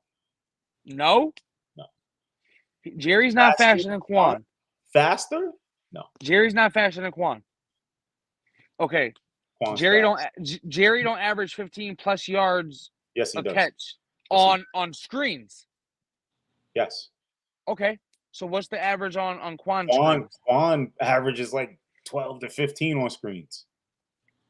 Based off of speed or based off of being able to reach the ball 6 yards ahead of him? That's not fair. Jerry's tall. Jerry's like 6'2". Okay. Quan got him by 4 inches and probably a foot both ways, arm and arm. I'm not saying Jerry's bad. And based off of Jerry's production, Jerry was our most prolific wide receiver. I'm going off of how I would rate him. Jerry's off of his abilities, not off of what he can do with his abilities. Jerry is an extremely efficient football player. He does everything that he does the right way. 100%. Yeah. Huh? Hold on. He's Cooper Kupp. That's what you said. He's Cooper Kupp. He's Cooper Kupp. He's very productive, but no one's gonna put him at top. What was my man's name? He's Edelman. Edelman? All right. He's Edelman. He's Cooper Kupp. He's nasty. But those guys in Madden are like 88s, 92s. You realize we're talking about $1 million football at that point in Madden. I also agree that Jerry Ward is nasty. They're all white too. Yeah, he's nasty. I just say that he's specialized in what he does. You know what I'm saying? He's specialized. That's all I'm saying. So what are we talking like? So we're trying to figure out how the Falcons got a 92 instead of a 94. So I was going through what we went through last night about how we started with the players. We started at the overalls of the My players. whole- Mute me, Morris. Good. The only reason that I agreed with the 92 was more on the. Wasn't so much on our overall team. It was more on Crusaders and Norsemen. Me. Can't Okay, Mike. Okay, yeah, well, Morris unmuted me now. Listen, I get that, but you can't tell me that if the games against the Patriots weren't, tornado-like weather, okay, shit, even the game against the Warhawks week 1, bro, like, it started raining second half. Like, you can't tell me we don't put up more points against. No, you can ask Morris. I've been saying it for a while that we were in the game. I don't even know if you remember, there were times that I'm like, dude, why aren't we scoring? Because it was easy. Like, no offense to those teams, like, I was never in a position where I was like, fuck, like, we can't block these dudes. Let's be real. The weather played a huge part, bro. Bobbled snaps by myself, drop passes by receivers and or running backs. Bro, listen, it's football, right? You're gonna play in great weather, you're gonna play in shitty weather, but at the end of the day, any team in America that is as good as what we think we are will say if them games that were tight, close games were dry games, it'd be a different story. Bro, we put up 30 plus against the Patriots. We put up 30 plus against the Patriots in New York if it wasn't raining the way it was. I don't disagree with that. I agree with you.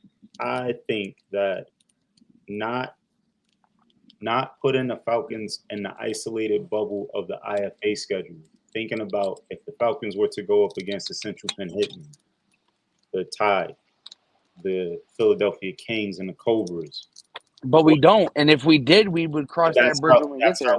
That's how we're rating these teams. We're rating everybody against each other as if it was one big pot where all the teams was in. What was the Cardinals' offense? Cardinals' offense got a 92 as well. All right. I say we're 93. We're better than the Cardinals.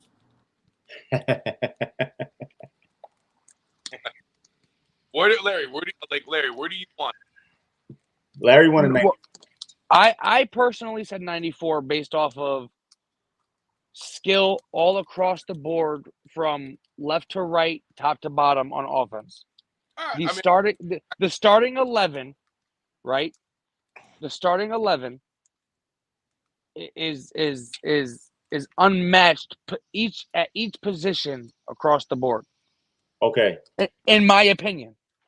The top rated offenses, the Cardinals is a 92.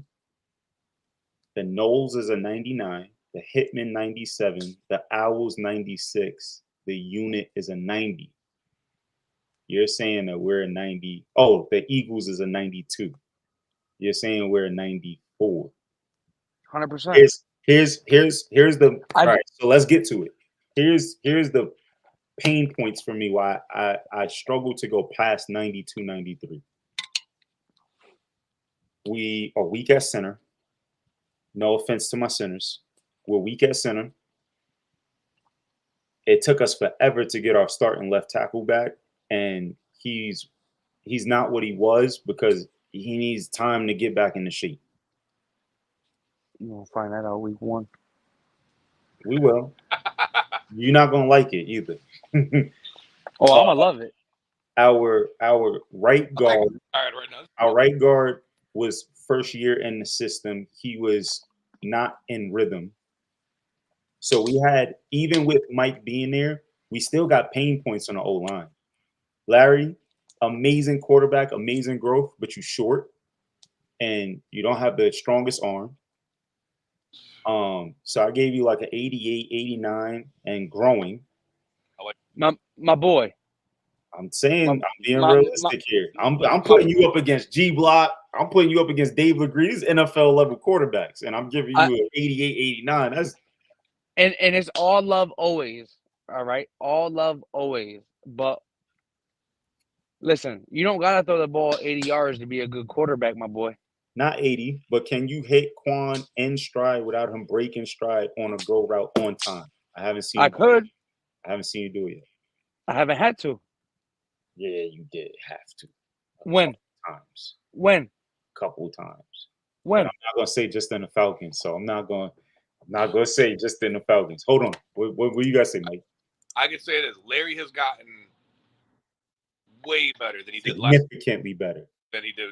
Like his significantly. Like Larry made a humongous jump at quarterback. Larry's nasty. Let me put this because I got my quarterback here. Let me give him his flowers. Larry is nasty. I'm putting Larry with that 88, 89. I might be putting Larry in the top 5 quarterbacks in all of spring football in the Northeast. I think I definitely just put him there. Am I still muted or no? No. I'm putting him as a starter and 80% of the teams in the den. I rock with Larry's my guy. Larry's my quarterback. Yeah, Larry's still my quarterback. Like, what you got to understand, Larry, is like I'm comparing you to AFL starting quarterbacks. This guy that played in the NFL. This guy that has won 5-6 national championships, and I'm saying you are 88, 89. I'm not comparing you to fucking the AA dudes in the ECFL. Like, I'm not taking you in AA ECFL. I'm giving you a 97. I appreciate that. I'm not. Listen. Goddamn right. Facts. Touche. I'm not so concerned with the rating of me. I'm concerned with the ratings of the guys around me. Facts. You understand? Like, with that said, though, like, all right, so with our woes at O-line, because we struggled as an offensive line against the Patriots. Mike had a good day. Mike was fine. Him and Molly was going head to head. Mike was getting the best of Molly. Molly won a couple reps, but Mike had it under control. But as an O-line, we struggled. Molly ain't never win. He ain't get to me. Nah, I watched the tape. Mike knows. We talked about it. Molly ain't get to me. No, he didn't get to you, bitch. He got to me. That's fantastic. That's all that matters. That's all that matters. So when I'm thinking about us going up against teams like the Unit or the Herd with really nasty D-lines, even the Bangers with a really nasty D-line. Y'all forgetting. Hold on. You're forgetting, though, and this is no disrespect to the D tackle that got me. That didn't start until after my shoulder popped out. True. True. So now, that's with all the disrespect. Receiving core wise, I think it plays out the way it always plays out. If they don't double Quan, he's gonna have a field day. Eventually, they're gonna double him. Then you're gonna go to Jerry. Then they got to double Jerry, and then Quan gets open. And then if they focused on them, then you go to the middle with Dudley, and you go to AB, and then it opens up the run game, or vice versa. That can happen in reverse.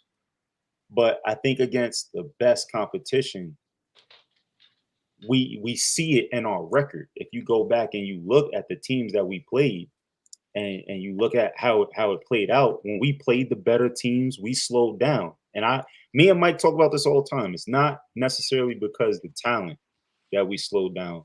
Sometimes it was the play calling. Sometimes it was matchups. Sometimes we screwed up. Sometimes coach called the perfect play and the ball was dropped. So when you factor all that in, I hear you. But listen, since all three of us are Falcons, right? Let's be completely biased, bro. All right. And I know, hold on, baby. Let's be completely biased, right? When did we really slow down? Other than Patriots game. Other than the Warhawks on the rooftop, right? When did we really slow down? Those are the last 2 games, the Patriots and the Warhawks, and then we play the Patriots again. Okay. And in that game, in the championship game, we came out and the ball was rolling. I know when we slowed down in that game. I'm not going to put it out there like that. It stays in the locker room, stays in the locker room. But even in that game, we came out rolling, moving the ball, and we slowed down in that game too. like I said, it's not necessarily the talent. Sometimes it was the decision making, but that all plays a part. That's a part of the team. Decision making, play calling. Mute me for a second. Yeah. Like we do have the tendency to slow down, you know, and I think if we play the bigger, better defenses, we will slow down. I also think too, one of the other reasons that we slowed down was because a lot of guys thought we were going to roll through. Absolutely. You know, because we were riding high on those two big ass victories, and I think they weren't putting a lot of. I think a lot of guys, and I know this for a fact because you were in the locker room. A lot of guys weren't putting a lot of respect to the Patriots, and the Patriots were coming in with a chip on their shoulder, and we didn't. I mean, and to be honest with you, there's sometimes that first game, you know, like I was happy that we won because that was a very easy game to lose. Yeah, it was. It was. Now, Warhawks game, the second Warhawks game, even though we didn't put up a shit ton of points, there was never a moment where I thought we were going to lose. Not for nothing. In the Warhawks game, we went heavy. We went 2 running back system the whole game. You know, so. and then the Patriots game, the championship game, there was never a moment in that game I thought we were going to lose. You know, so the only game where there was a moment in time where I was like, "Fuck, we might actually lose this game," and it really was because we weren't gelling at all. Like maybe you guys were, like Larry and his wide receivers and you, but the O-line I know for a fact we weren't. There was a lot of bickering. There was a lot of the dudes on that O-line were worried about talking shit to the D-line instead of just blocking. What game was that? The first Patriots game. Okay, yeah, that was just a bad game. You know, like, we take that out of the factor, I think we killed the Patriots. Truthfully, like, I don't think we almost beat them. All right, we running late. We getting deep into this. Larry, I will meet you in the middle at a 93 offense. You happy? Yes. Still with the 96 defense, and I still think that technically makes us a 95 overall, but I'm gonna go with the 94. I find it hard to put us at 95. I put us at 95 because we got special team. Oh, never mind. You had special teams. Okay. Aubrey's in about 4 minutes. And then we gave up like 700 Just put it on, Aubrey. Put it on. This year. But I'm not putting that into factor. Yeah, I didn't think you was. All right, so the IFA is the Falcons 94, the Patriots 91, the Crusaders 77. And with that, we have rated all of the teams. We will update this and put the post out. With that, wait, say it again. I said, with that, we have pissed off everybody. Everybody. All right. This is the section that we really wanted to bring Larry on. Larry is freaking late, so let's get through this. Mike, me and you, let's kick this off. Are you a AAA baller? And I got a little graphic on the side here. This is pulled from baseball minor leagues, where you have the rookie, you got the Class A with a short season, and then Class A with a regular season, AA, AAA, and it goes by capacity. I guess the size to fit a certain capacity. And I think through the nature of competitiveness, you will find that the better players are playing in AAA with the higher crowds, you know. Mike. Yeah. Well, when we convert that to football and we talk about the level of play that we've experienced, I mean, I've played single A. I played single A with you. Mm-hmm. I played AA. I've never played AA in the summer, but in the spring, I've almost always played AA. And I played AAA in the summer. I'd like to start with single A. With single A, let's just talk about what single A is. And for me, I start at the speed of the game. I think the execution of the game in single A is extremely slow. Like, it's so slow. Mm-hmm. Just the development of the play is so slow and so sloppy. But like, that's what most of the players are. Yeah, like guys are not at their key. A lot of these guys don't even know what their keys are. They don't know where their steps are. These guys are just getting out there and they just playing, you know. And I think when you leave the line of scrimmage and you get out to the skills, what happens is that the skills are pretty good. They're just usually pretty small. you Yeah. know, No, you're right. they're small and they don't have the strength. They might have the skills. You'll find a lot of guys who are very skillful, very fast, very athletic playing single leg, but they're just little. Yep. So when you combine the fact that the game is very slow, and then you add in the fact that the guys are much smaller and not as strong, that's when you get the single leg. It's more recreational than it is competitive. Right. Developmental, recreational. Yeah, the young guys coming out of high school, Yeah, the guy that went to a D3 and just got out. you could get a guy at an offensive line, in single A who's 5'8", 5'9", but just could play AAA eventually, but he needs a little bit of work.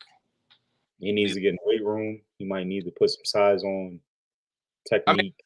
one thing, me and you've talked about this off camera, on camera, in the gym, if not practice, is I wish guys in semi-pro football took more of the college gym approach than they do. Let's go not do that. Like let's just get practice is enough, and then we'll play the football game.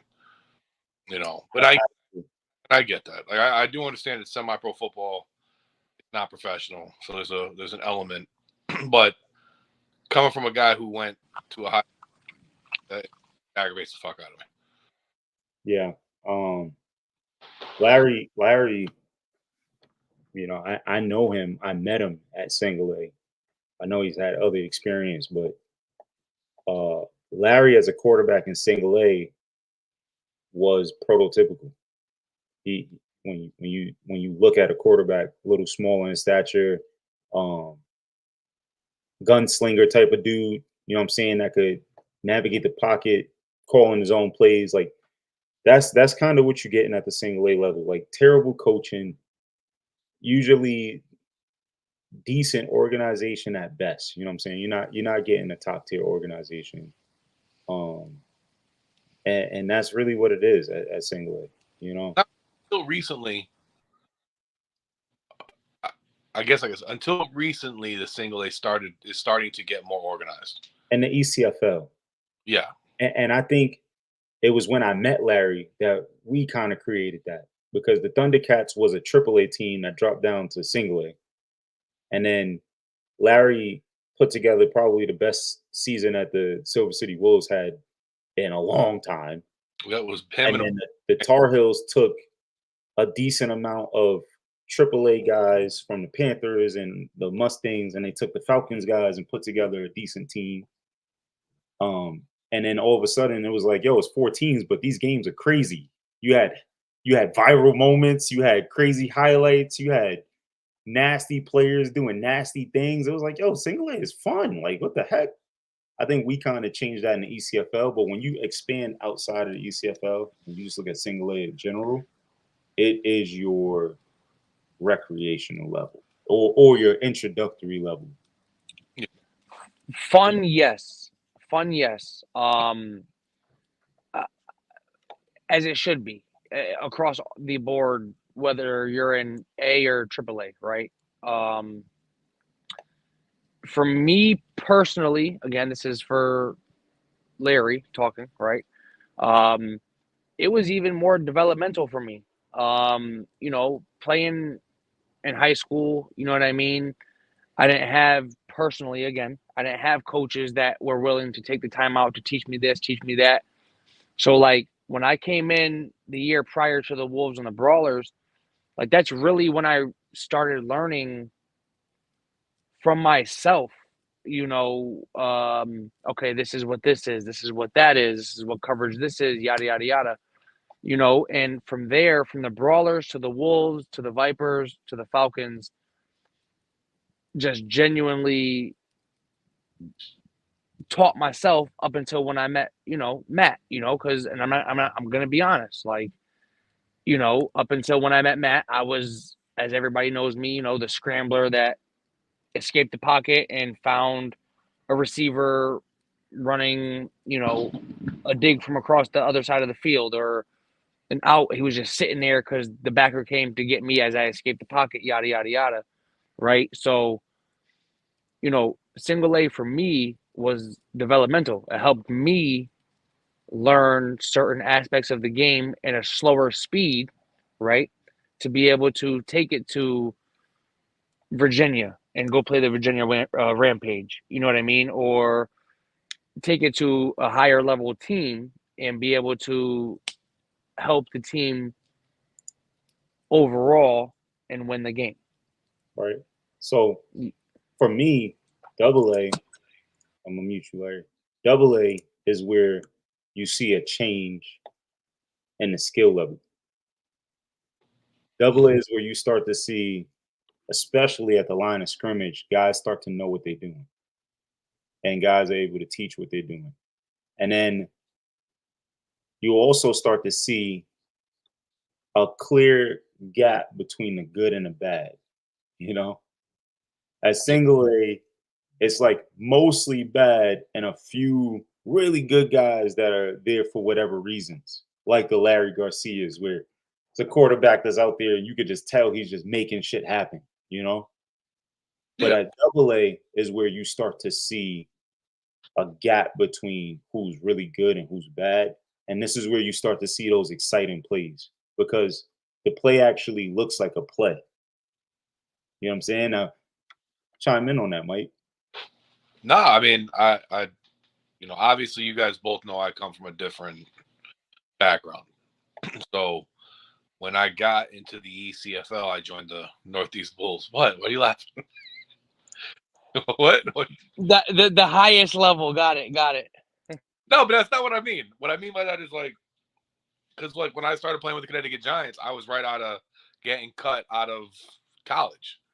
I got into a nice little fight and I got kicked off the team and lost my scholarship, and then I jumped into the minor leagues. But that minor league team happened to be, you take the Seminoles. They were the Seminoles now, and I got thrown into that. So it's like, they were at 99 across the board, and I got to be on that team. So now, Yep. I'm coming back at 37 years old after just having a heart attack, and I joined the Bulls. And for me, I didn't know any better.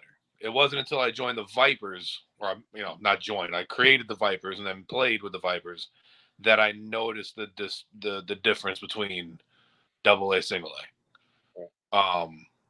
And it wasn't a humongous leap. It was more just like you said, a lot of old linemen played college football. Everybody was at least 6 foot. The O line was at least 6 foot, average 6 foot tall. Defensive line was a little bit faster. DNs were 6'4", 6'5". Right. You start seeing you actually start seeing in AAA or double A where the prototypes start to kind of fit the mold. Single A. Before you go on, let me just say the 3 bullet points that I had for double A was skill level, the excitement of the plays, and the gap between good and bad. So the things that you're talking about, though, that's where you start to see it really separate. Yeah, exactly. So like, and preparation, because we on the Vipers, we were fortunate enough, like Larry already said, to have Matt. We got Matt to join us. And then on top of that, we got Me doing fucking offensive scouting reports. No. We're fortunate enough on the Vipers, and I don't think, looking back at it now, it's going to be one of those things that I'll always look at the Vipers as a wasted opportunity that we had, because we had everything in the palm of our hand and we fucked it up. But we had the town behind us, we had the coaching staff, we had coaching staff to help the coaching staff, and we had players. We had guys that wanted to come play for us and be with us, and we had guys that were AAA players to double single A players, and the single A players knew that. So Larry, for you playing, I don't know your experience before this, but for the Falcons is a double A team.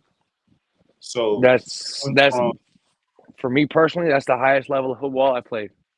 right. So going from your single A background to your double A background, is that accurate? Is that really accurate on the huge change that you see from single A to double A? 100%. 100%. You know what I mean? Like, single A, you hit a dude on a bubble, you expect a nice 10, 15 yard, first down. Double A, you hit AB on a bubble or a speed out and you're throwing your hands up. You know what I mean? Because the dude's taking it to the crib. You know, for me personally, I feel like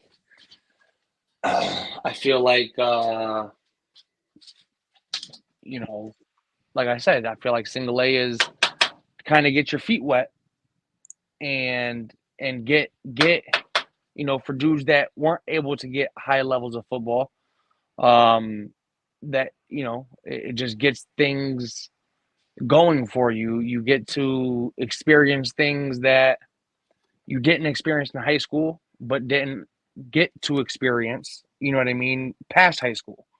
So And what's then double A? Double A to me is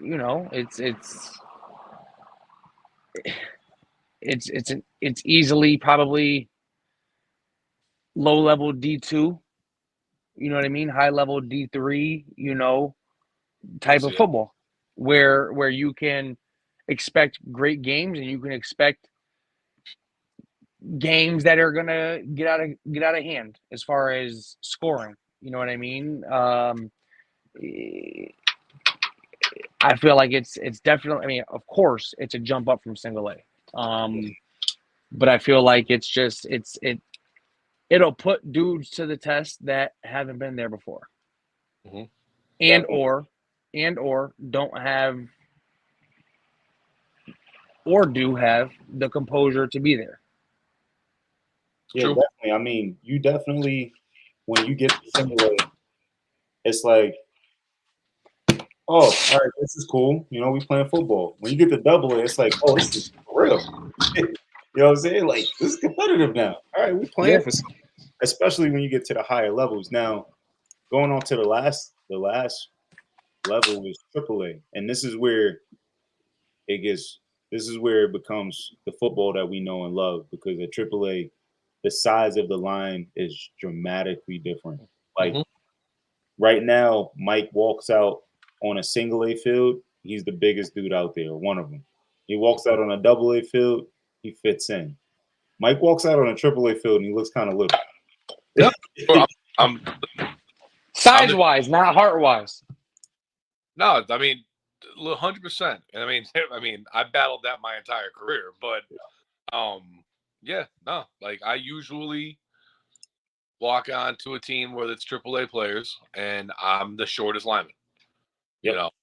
I'm the shortest lineman, or maybe there's another guy who's the same size as me, but that's it.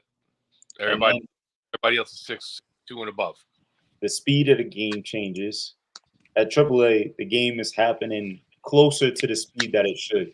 And Larry's gonna have a tough time with this, but like Mike, me and you, we understand like the speed of the game is something people say a lot. Nobody ever defines it. You have an instant to be in your spot. You have a spot that you need to be in for this play to work. And you have an instant to get to that spot no matter what gets in your way. That's the speed of the game. Get into that spot at the time that you're supposed to be there so that everybody else is at the spot where they're supposed to be. And that changes the higher up you go, and it gets incredibly fast. Yeah, I think they're right up. So for all the people that's watching at home, when you see an NFL coach or a college coach slam his board on the floor and he starts cursing a player out, he's like, "What the?" It's more likely because that guy was not moving at the speed he was supposed to be moving. He completely blew the play by not getting there on time. And at AAA, that's what you start to see more of. You start to see more timing, more. I don't think people who just watch football realize that there's this thing called timing routes, and quarterbacks will throw the ball before that wide receiver takes his break. Yeah. You know what I mean? So throws the ball before his head snaps around. He just threw it, and the receiver and the quarterback on the same page, and he snaps around, the ball's right there. Exactly. And I think a lot of people who watch football love football. It's a great sport, but I don't think the people who on the outside looking in, and like you said, even the lower levels of the triple, or not the double and the single, they don't even realize that. No. Like, if you're playing wide receiver, you're generally always looking at the quarterback as you run.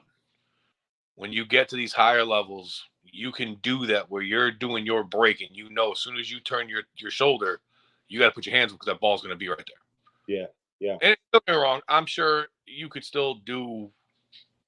I'm sure it's not going to be high college, high NFL level, but it definitely gets a little harder. You know, there we go. He's still there. And then the last thing is the technicality and the skill set is totally different. Mm-hmm. At least the starters in AAA. I have yet to play on a team or play against a team where everybody didn't have a groundwork of technical skills at their position. Every D lineman knows a push pull, a rip spin. You know, every corner has their back pedal down pat. Every safety understands read through the tackle to running back, then to quarterback. You know, keep your eyes out the backfield. All the linebackers understand gap responsibility. Like, this is where the level of the game becomes real football. And I'm not going to say everybody who plays AAA has played at the college level, because that's not true. But I will say that everybody who plays at the AAA could play at the college level at some level, you know, and have fairly good success. So I think to call yourself a AAA baller, you have to approach the game a certain way. You got to take care of your body. You got to be devoted and committed. You got to work on those skills. Mhm. You got to come to the game with a serious mindset, because, like Larry said, single A was your development level, and double A got a little more competitive. Triple A is everybody's out to win. Well, the other thing too, and Larry and you can tell me if I'm wrong on this. I think in AAA too, it does turn, and this is more where it becomes more like college or more like a pro. Is there is not a humongous drop off between first string and second string. Like on first string, on double A and triple A, you know, your quarterback gets hurt, and now you're like, fuck. Yeah. No one else. You know, your best receiver. Yeah, your best receiver goes down. You're like, all right, great. Now I'm shit. Like literally, not this, not to be disrespectful, but in single A, you have a bunch of guys who you could be like, okay, these are our team leaders. They go down. You're like, fuck. Now I got to throw in Brucey. Brucey. So you know what I mean? Where in AAA on certain teams, on AA, on certain teams, it's the same thing. You know, you might have a solid offensive line that you have rotation on, but your corners, you only have two good corners. But if Mike's shoulder pops out, it's like, fuck. Yeah. Like, all right, now I got, but you know what I mean? But unmute yourself, Larry. If Mike's shoulders pop out, you tell him get his ass back in the game, and he comes. Yeah. And that's why I had to retire for at least a moment in time. So, but no, like, you know, in AAA, I would assume, I'm assuming, because I know with the Connecticut Giants, we had backup to backup to backup that each one of us was a starter. You know, and the other thing too, and I mean, this is a different time frame of football, because obviously you guys know I'm older. You know, the backup knew that he was a backup, but the backup also knew he was a starter. Right. You know, and the backup to that backup knew the same thing. Like, hey, I could go to another team and I could start. but I really like to be on this team. Right. You know, so in AAA, I would assume that it's the same way, where you have 2 good quarterbacks, 2 or 3 or 4 good running backs, you know, a plethora of wide receivers, a good offensive starting line, and then a 2 or 3 plug and play defensive linemen and offensive linemen that can do both sides. So I will say this: it's not like that. It's not a plethora. The talent thins out. Well, you guys need. It's actually worse at the AAA level. Really? Because the best of the best are playing AAA mostly. And when your top guy goes down, maybe you have 2 quarterbacks. Maybe you have 5 receivers. But you usually don't have a full team of everybody. 6 talented receivers, 3 quarterbacks, 2 really good running backs, 3 running backs, you know, rotations at O-line. Most of the time at the AAA level, if that top guy goes down, your whole season is ruined. Your whole season is gone. And that's why I keep saying there's too many teams. And the same thing in the NFL, though. In the NFL, when the top quarterback goes down, yeah, it's the NFL. Everybody's talented as all hell to even get there. But when Allen goes down, the next guy up is not Allen. You know what I'm saying? Like, you know, like when Roethlisberger goes down, Brady goes down, the next guy up is not the same. I don't even know who. Last year it was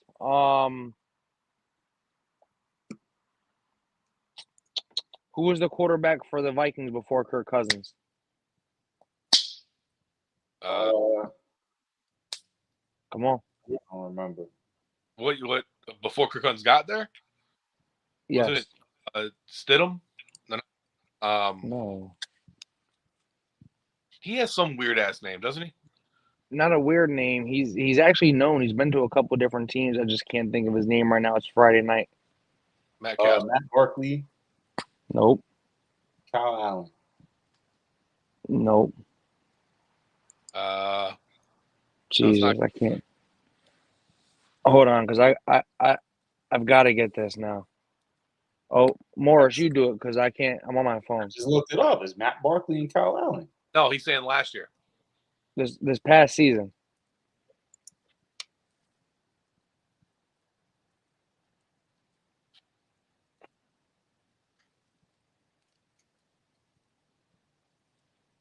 Matt Barkley. No, it wasn't. No, it wasn't. 2022. Josh Allen, Matt Barkley. Nah. It was Jesus Christ. Hold on. I'm gonna look. I can't even believe I can't think of who it was.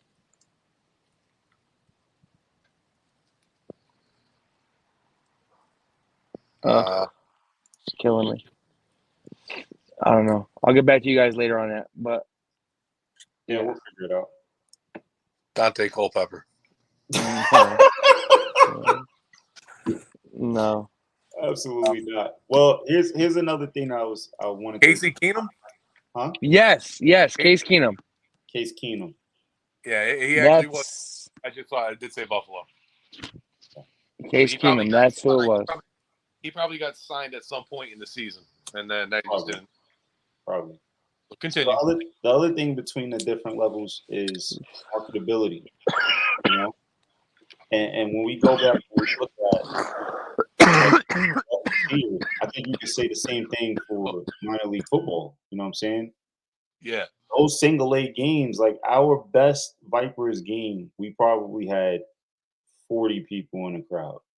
You know, but no, I think there was one game we had 100. There was like 100, maybe 100, 150. I think that was the game, the Bend game. We had a good number. I don't count that because there was a reason why all those people showed up, and it wasn't football. Okay, if we're going just come to watch us play. Going off of that, yeah, you are 100%. Going off of that, it would have to be an away game against the Hitmen. That game only had like 60 people at it. No, that's what I'm saying. Playoff game, there was a lot. The playoff game, there was a lot. It was like 60 people.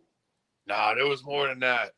There was more. At most, I'll say 85. That's still more than what most. I was saying that game that me and Larry played against each other, the Tar Heels Wolves game, the second time around with the fight, had a lot of people. That game on the That was Wolves side, there was like 40 people. On our Yeah. side, it was like 50 people, and then there was in the end zone like 20 people. Yeah, the end zone was all my family, so yeah, it was definitely that much. So it was probably like 100 people at that game, 110. Now at the Falcons, we've had crowds of like 100. We would have had a shit ton this year, but it rained. Yeah, we've had crowds of like 100. Yep. Now, AAA, I've played in some games where we had crowds. We had like 200 in Jersey and Brooklyn. The one game that I played for AAA with Bulls was the first Bulls Rebels game. There was a lot of people at the Rebels Bulls game. Yeah, and there's always going to be people if the Bulls didn't. Yeah. I guess now at the Panthers Rebels game. Yeah. So, I don't know. I think the Bulls Rebels. I think that rivalry kind of got squashed. Maybe we'll see because now division rival. The reason I say that is because a lot of the guys now play with each other. True. Now I think will say Shamrocks. The biggest game that I've been to in recent years, over the last maybe 3 years, the game that I saw the most crowd, I didn't play in the game. I went to the Fire versus Shamrocks game last year and just showed up, just wanted to see what was up. It was in New Milford. I wasn't too far away, and there was easily 250 people at that game. It was rocking. It was like a high school game. It was people in the crowd that had nothing to do. Like they had no family or friends. They were at the game to watch the game. Yeah. They were just people from the town. Yeah. Fire just did a really good job of marketing the team, and everybody in New Milford knew about the schedule and stuff, and that was incredible.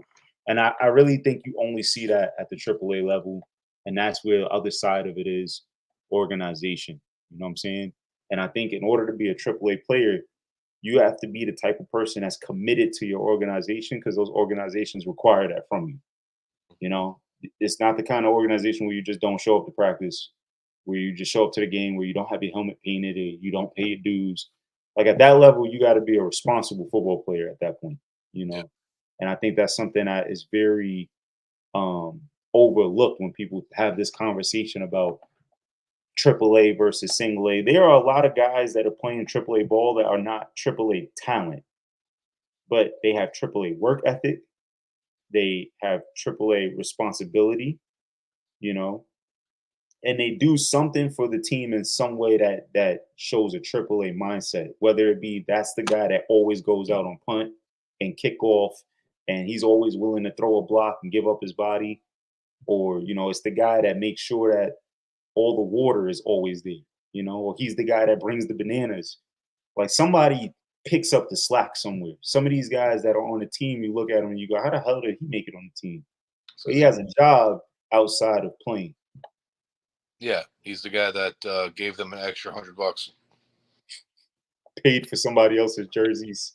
It's a lot of guys like that. A lot of guys.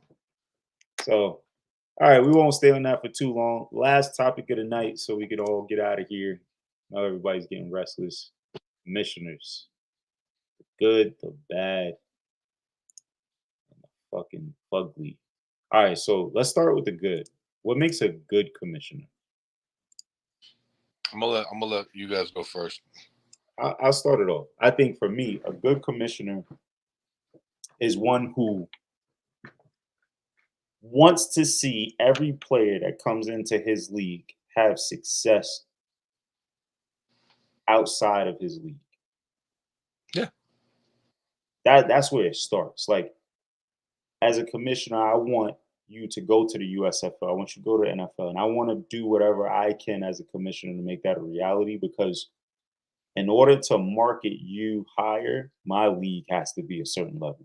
And you notice that the guys who are player commissioners, they really take it a next step. Like they make sure the film is there. They make sure that the product that is being put out is a certain level, a certain quality.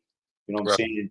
They Right. try to do things, yeah. They try to do things like get skills and get numbers and make sure the stats are there.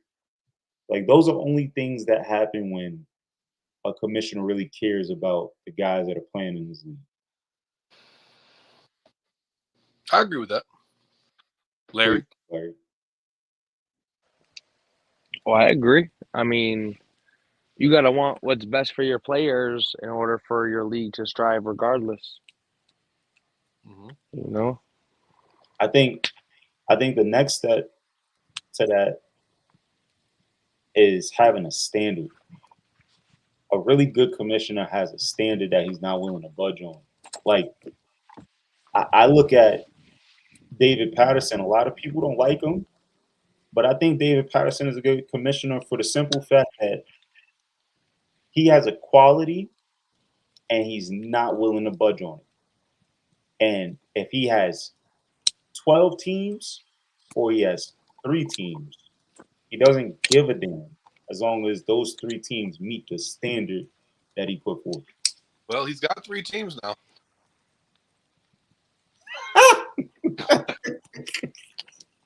Might be less than that. That's true. Sorry, Jim. Well, I mean, you even look at so you look at the ECFL versus you look at the Den. So like the Den, they want to expand, but they want to expand smartly. You know, So they're not going to take on too many teams because to even get into the Den, you can't miss a certain amount of games. You can't have too many forfeits. You can't have players with different colored helmets week 1. You know. Well, I would have to say, from what I've gathered with the Den, just being on this podcast, the Den also doesn't want shitty teams. Absolutely. You know, like they don't want a team going to fold mid-season. Where, not that I'm saying that ECFL wants that, but the ECFL has in the last 3 years had a knack to have at least 5 teams fold before the fucking season's end. At least, and to have 15 fold before the season started. Facts. So what makes a bad commissioner? Guy who just wants the money. Now hold I on. think that Wait, I save think that can go. that for the ugly. I was gonna say I think that can go under both, but I would put it more towards the ugly. All right, fine. All right, the bad it would be in the words of Suge Knight. You know, you don't want a commissioner who's jumping up on the videos.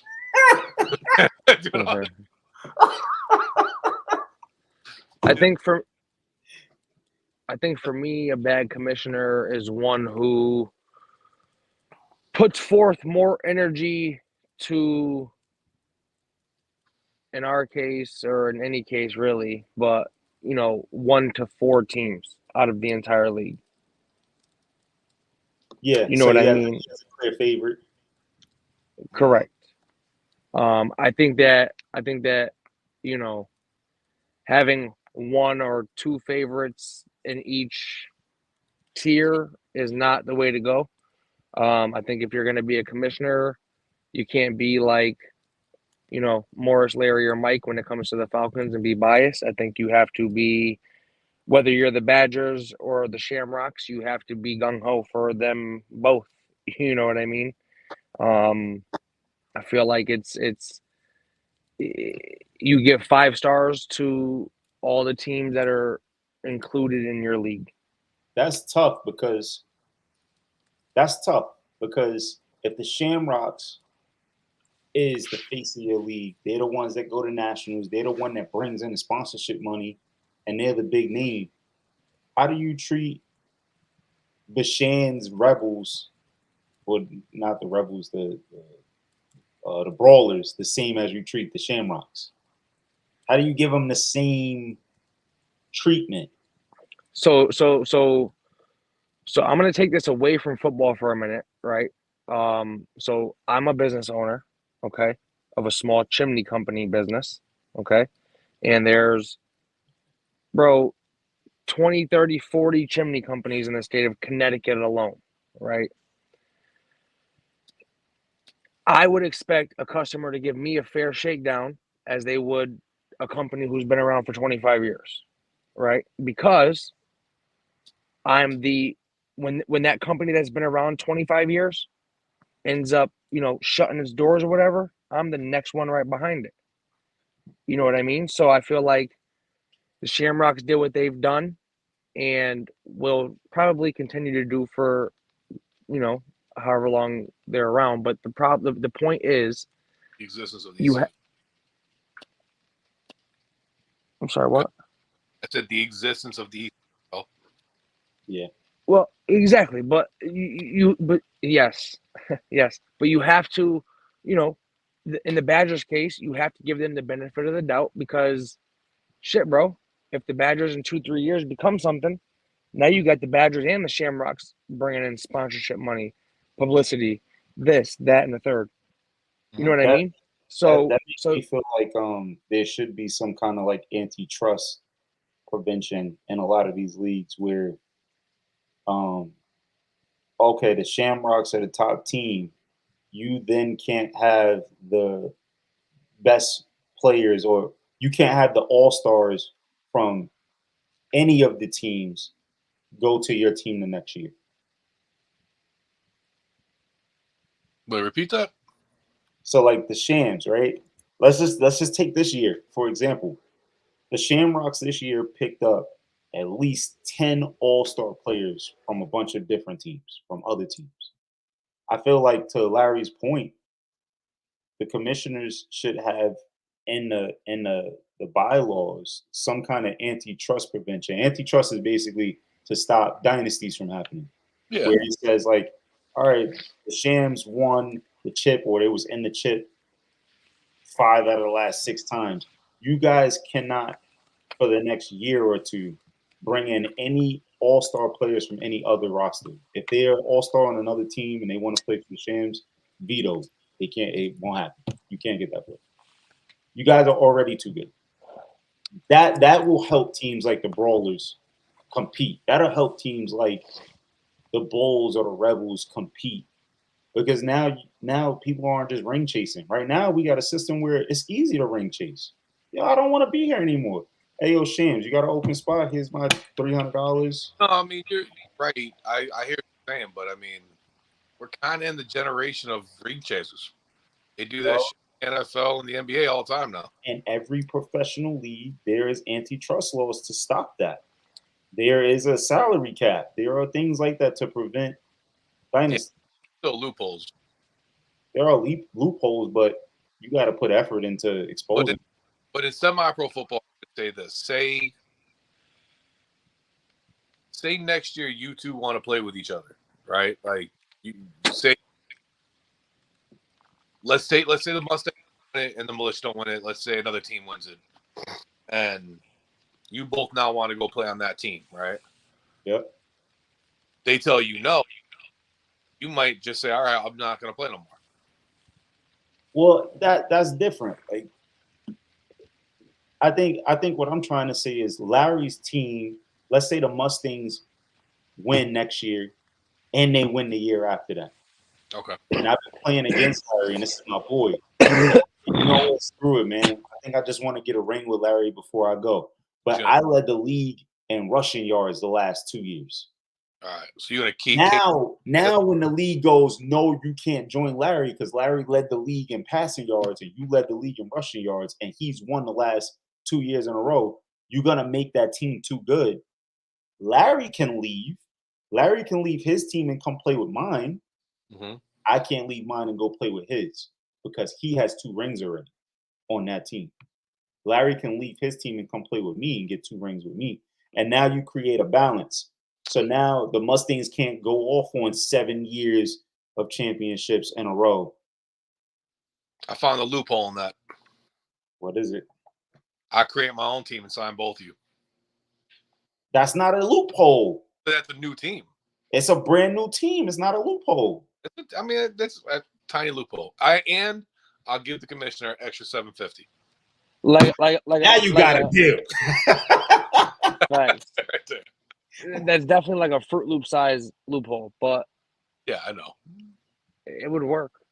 I think it should. I think when you talk about bad commissioners, I think we have a lot of bad commissioners, and that was the question. The question is, has the status quo become bad commissioners? So are you talking about, and like, I'm not trying to throw it out there, but I'm going to throw it out there. You're kind of talking like how the Shamrocks took on everybody. Dana and all the rest of them. Yeah. And it kind of forced another team to merge with another team. Absolutely. Absolutely. And it also is the reason why the AAA divisions have shrunk as much as they did. We had 3 AAA divisions. Now we only got 2. And if it continues going that way, we'll only have 1. Because everybody will run away from AAA and decide, fuck it, I'll go to AA and I'll have way more fun and I'll have a better chance at competing for a national ring in AA. Because listen, at the end of the day, if I do get past the Shamrocks, now I got to go see the Seminoles. Yeah. Or I got to go see the Texas Red Raiders. Like, if I can't at least get a ring in my league, I have no chance. So, fuck it, I'm going to drop down to AA. I'm going to do what the Rebels did for years. I'll drop down to AA and I'm going to rule it. So how would you, this will cause we'll have another hour if we really dig into this, but like, what would be your recommendations to stop that? Because there's really nothing to stop that right now. You got to start with controlling the movement of all-stars. Mm-hmm. Then you got to control the movement of captains. And then you have to control the acceptance of new teams. Yeah, I think that's. And I get what Jim Harmon tried to do with the new teams. He tried to force all the new teams to go single A. That would deter any double and triple A guys from starting their own new double and triple A team. Right. Because if I have to spend a year in single A, I'm gonna lose all my double A, triple A guys that I was recruiting. They're not gonna come to single A with me and waste a year. But it didn't really work out like that. So I'm gonna agree like 75% of the way, right? Because let's think about it, right? That's a big number. Well, here's why, right? Well, I'm gonna agree 75% of the way and disagree 25%. Yeah. And here's why, right? So we took last year the all-stars from all, 3 out of the 4 teams in single A the year prior and put them all on the same team. And how'd that work out for us? Yeah, but none of them had a ring. 2 of them. I think Jeremy and Carr. Not. Yeah. Yeah. That's okay. Jeremy and Carr. Okay, yeah, but okay. I get the ring part. But your specific words were all stars. True, but my thing was the all stars outside of the winning team, and it only matters if that team wins more than once. Okay. So the Thundercats went on to win 2 rings in a row. Now the antitrust rule is in effect. So what you're saying is, okay, Thundercats win. Last year the Vipers don't happen, but Larry, who won the QB of the year, goes now to the Thundercats, and you and Dave go to the Thundercats. Yep, and then they win again. Right. After that, no all-stars can come into the Thundercats until they lose. Okay. I mean, as I ain't gonna lie, as an owner, I'll take that. It works. It takes 2 years to be a champion, and I already have dead people on the team that aren't going to probably leave. I'll take that. That's the point. Those guys are probably not going to leave because they already got a championship level team. Right. All it's going to do is it's going to stop the other guys from joining that team and flattening the rest of the competition. Yeah. I mean, I think the one thing that if they were going to do that, and you guys can tell me if I'm right or wrong on this one. If they were going to do what you're with the All-Stars, you better make the All-Star game actually be fucking All-Stars and not be buy your jersey for $70 and you can play in this fucking game. Well, here's the Correct. thing. You're correct. And here's the thing.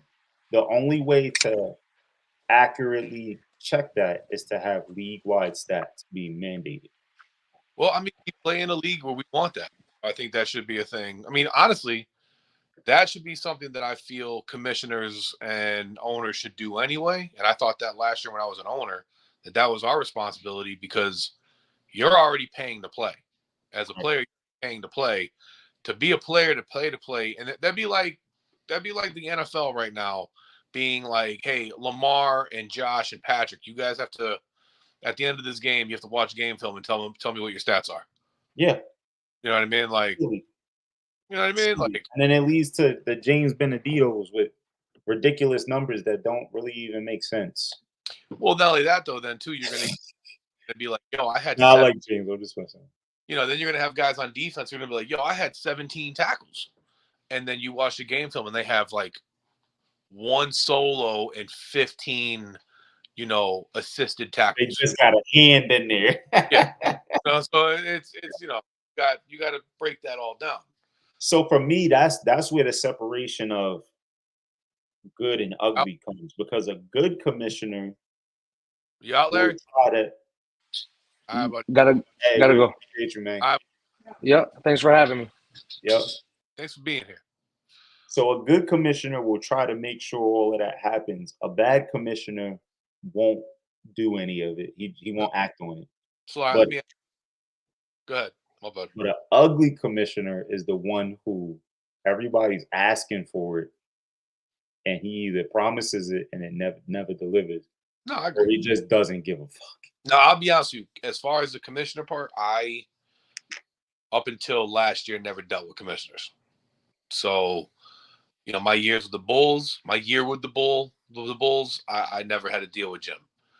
Heard a lot about him. Like, don't get me wrong. That first year, I heard a lot of good, bad, and indifferent. When I was with the Connecticut Giants, I didn't have to worry about jack shit. I was a player. I didn't even hear, and we never had arguments. Like, that was, whatever. This year with, like, say, David Patterson, how do you feel about a commissioner also owning the team? I liked it. I like it, and I feel like the leagues or commissioners should own all the teams. They should have an ownership stake. It should be like a 20-80, and the league should invest into the teams just as much as the teams invest into the teams. I mean, I think the setup that the NFL has is perfect. That's the NFL setup. Well, I don't think Goodell has any ownership though. They have rights ownership. Okay. So because they own the Shield and all the teams franchise into the Shield and they own the Shield, technically they have an ownership stake in everything that the teams do. That is okay. Then on that aspect, yeah, you're right. But they don't have direct ownership. They don't have like approval or denial to like move the team and all that. There's no equity ownership, no. Yeah. And that's what I mean when I say I think they should have like a 20% stake in the team. It's more so they should have a stake in the team from a league perspective. Mm-hmm. Like we support you in the league. We want to make sure that like you guys have the basis, the ground floor of a team. Everything after that is on you. No, I mean, and here's the thing. We were talking about earlier when Larry was on about commissioners that are fan favorites of certain teams. You're never going to get rid of that. That happens even in the NFL now. I mean, if we want to really be honest, let's look how long the Patriots' reign went on. Yeah, and they love the Kansas City Chiefs. And now the Kansas City Chiefs are the new Patriots. And they don't really like them Browns or the Jets. No. I mean, but if you think about it, if you think about, and the Eagles will never be the new team either, because the league hates the Eagles. Yeah. Well, actually, no, the league hates the fan base. Yeah, they hate the Eagles. And yeah, but like, the Patriots. I remember because I grew up in that era of Tom Brady first starting to, obviously last year him retiring, but Yeah. because I'm damn near the same age as that motherfucker. Yep. I remember when he first came onto the scene, the Patriots were shit. They weren't anything. Like, they were a good team, but you never watched a game except for like maybe in the like one game in the 70s, one game in the 80s, and one game in the 90s where something happened and they were When they had Purcell. Yeah, but like, you didn't have the conspiracies that came out of the Patriots camp. You know what I mean? And there were games, and I'm sure you watched plenty of games where you're like, that play should not have been called, and now you knew 100% the Patriots are going to win that game. As soon as you saw a certain play, you were like, guarantee you Tom Brady gets the ball, they march down the field, they score because of this one thing. Granted, defense still do their thing, so I'm not taking away the play. Like, so before people come out here who are Patriot fans start bashing me, the players still got to play 100%. You are 100% correct. And the Patriots players did that. They won their games. But you had help at certain points. And you had a league that backed you. I mean, you couldn't hit Tom on the 2 without a flag being thrown. And now you look at Patrick Mahomes, he is the next coming of that. And I would say this, if you want my opinion, the team after that that's going to be the next coming is going to be the Cincinnati Bengals. If Joe Burrow stays there. Joe Burrow is definitely the next coming of Brady. He's the next coming of Christ. I think at some point, if Joe Burrow doesn't get hurt or anything like that, you'll see the marketability of him, and the NFL will back him the same way they back, Mahomes, and they back even Josh Allen a little bit. Absolutely. But they're not backing Lamar. No. They're not backing Hurts. They're not backing Hurts. They're trying to get rid of Tua. Absolutely. I can't believe they turned on that boy like that. That boy. No, but anyway, you know what I mean? Like, and I'm a Giants fan. So I'll even say this. If Jones starts to elevate, I guarantee you they back him. They love Daniel Jones. You know what I mean? So I almost think Zach Wilson didn't. If Zach Wilson didn't mess with that milk, they would have loved him too. Yeah. Yes. They said, "Not my wife." No, Zach. They backed Russell Wilson for years. Russell had a good run till he married Ciara. Well, that's a whole nother long conversation for us. But yeah, as far as what I was trying to say is, like, having favoritism with a team is going to be very hard. It's just, I think what it is on that one is being a player and you're going up against that team, and you already know you're playing the team and the commissioner and possibly the referees. I had a chance this year to go up against that team, and unfortunately, if we do get the invite, which I think we might, if we get the invite, I won't be able to play them. But National Championship weekend, the Militia is playing the Shamrocks. Okay. So I was going to get a chance to go up against the team that, they love. They do. That's their boys. That's their bread and butter. Look, I get it though. Like, you look at the Shams, I understand it. They talk shit. They have a history. They've been a championship team. Like, they run it like a well-oiled machine. You got an owner and a coach that like to talk shit and back it up. So funny too. They're hilarious. And that's it. Like, they're like, in all honesty, if you were a Netflix special and you were going to try to find a team to follow and document, that might be the team. Yeah, the Shams and the Knowles. I would want to see both of them, because you got the Long Island, Brooklyn Italian dude, and then you got the bastard, in the north. Yeah, and then the same person, just different accents. Yep, that's all it is. So it's hilarious, and it's funny that they actually went head to head. Was it last year? Yeah, I think who won that though? The Shams came out on top. Yeah. Hold on. Like I give the Shams much credit. I laugh every time I see Adam write something. He's hilarious. And then Dan too. Dan put some shit on, and I'm just like, dude, these two are too much. Yeah, 2022 was a January 15 game in Orlando.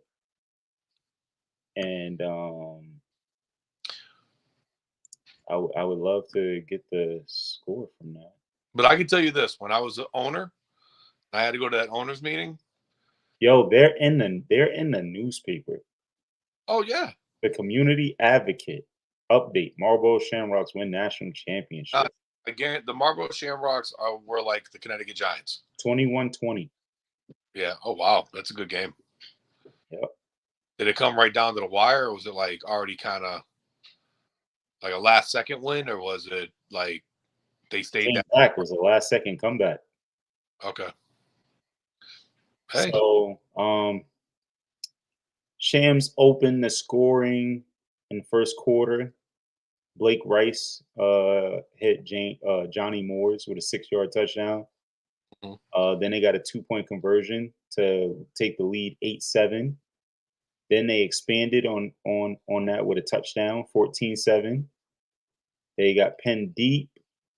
Then they connected on the 13-yard line, and Rice was intercepted in the end zone right after the 2-minute warning. A massive run just a few plays later set Brooklyn up deep in the Shams territory, and they went up 20-7 before the end of the half. And then Shams retook the lead. I remember Adam talking mad shit Late in the game. Yeah, it's a lot. It's a lot going on there. but no, I want to read through.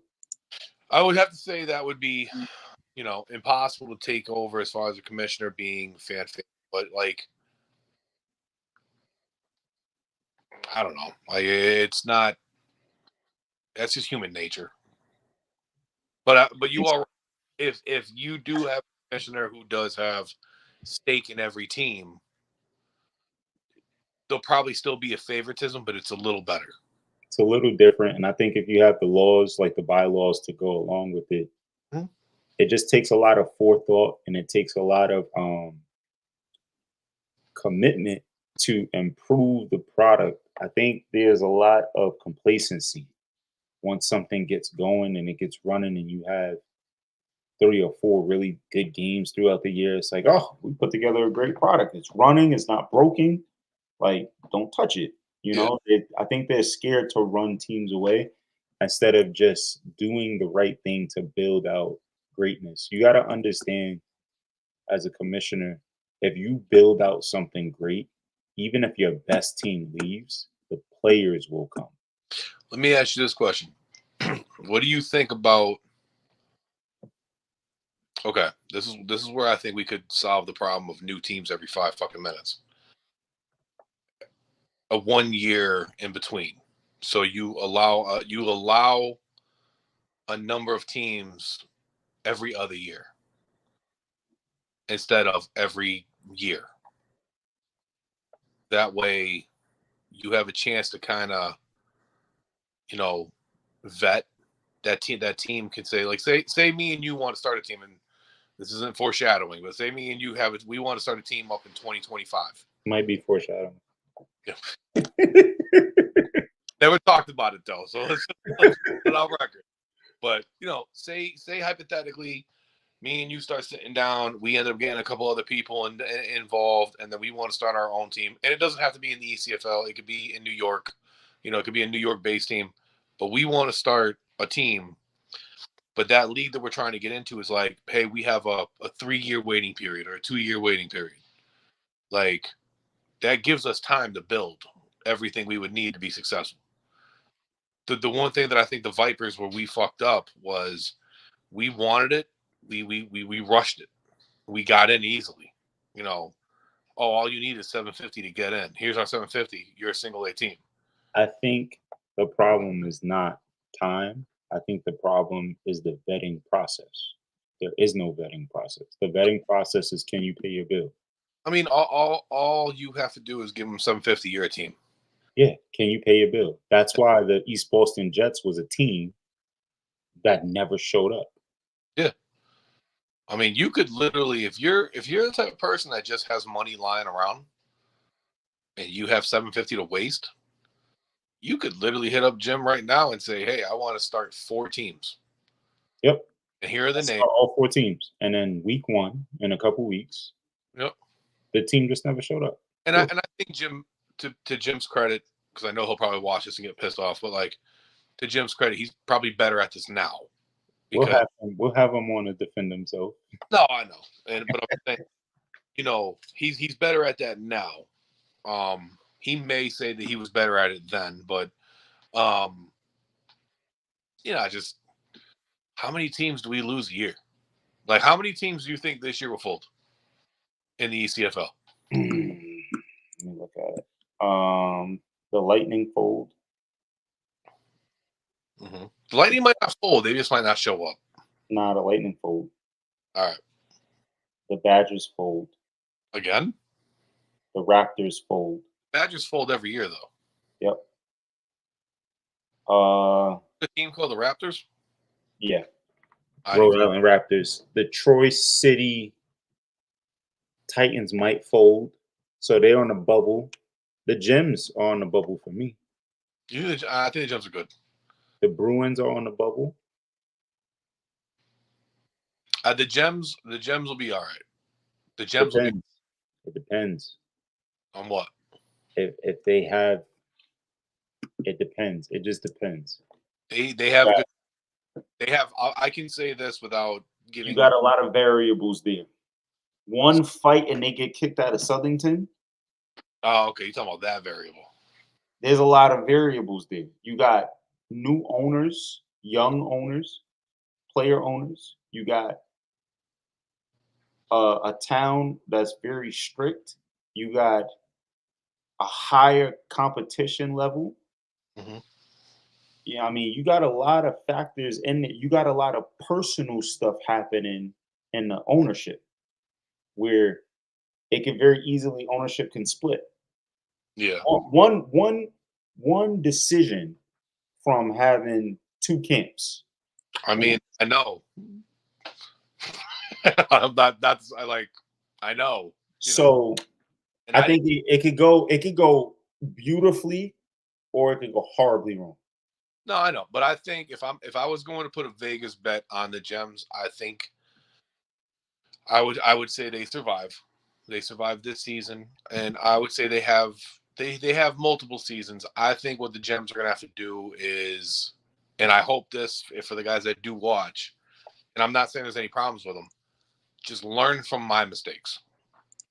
That's all I would say. They got the Thundercats, the Raptors, the Ravens, the Badgers, the Panthers. First game, Thundercats. I think they could beat the Thundercats this year. I could be wrong. Is that a home or away game? Home. So I think they start off. They got the Rhodey Ravens away. I think they start off 2-0. They might lose to the Ravens in Rhode Island. Is that because of distance? Yeah, 3-1. I think they can. Oh, they got to go to AIC against the Black Panthers. If the Black Panthers get their quarterback back, the Gems lose. If they don't, they win. They lose to the Flyers. They beat the hell out of the Lightning, and they beat the Bruins. I mean, they're looking at 1, maybe 2 losses tops. Yeah. I'm waiting for Jeremy to come in here and ask us which ones.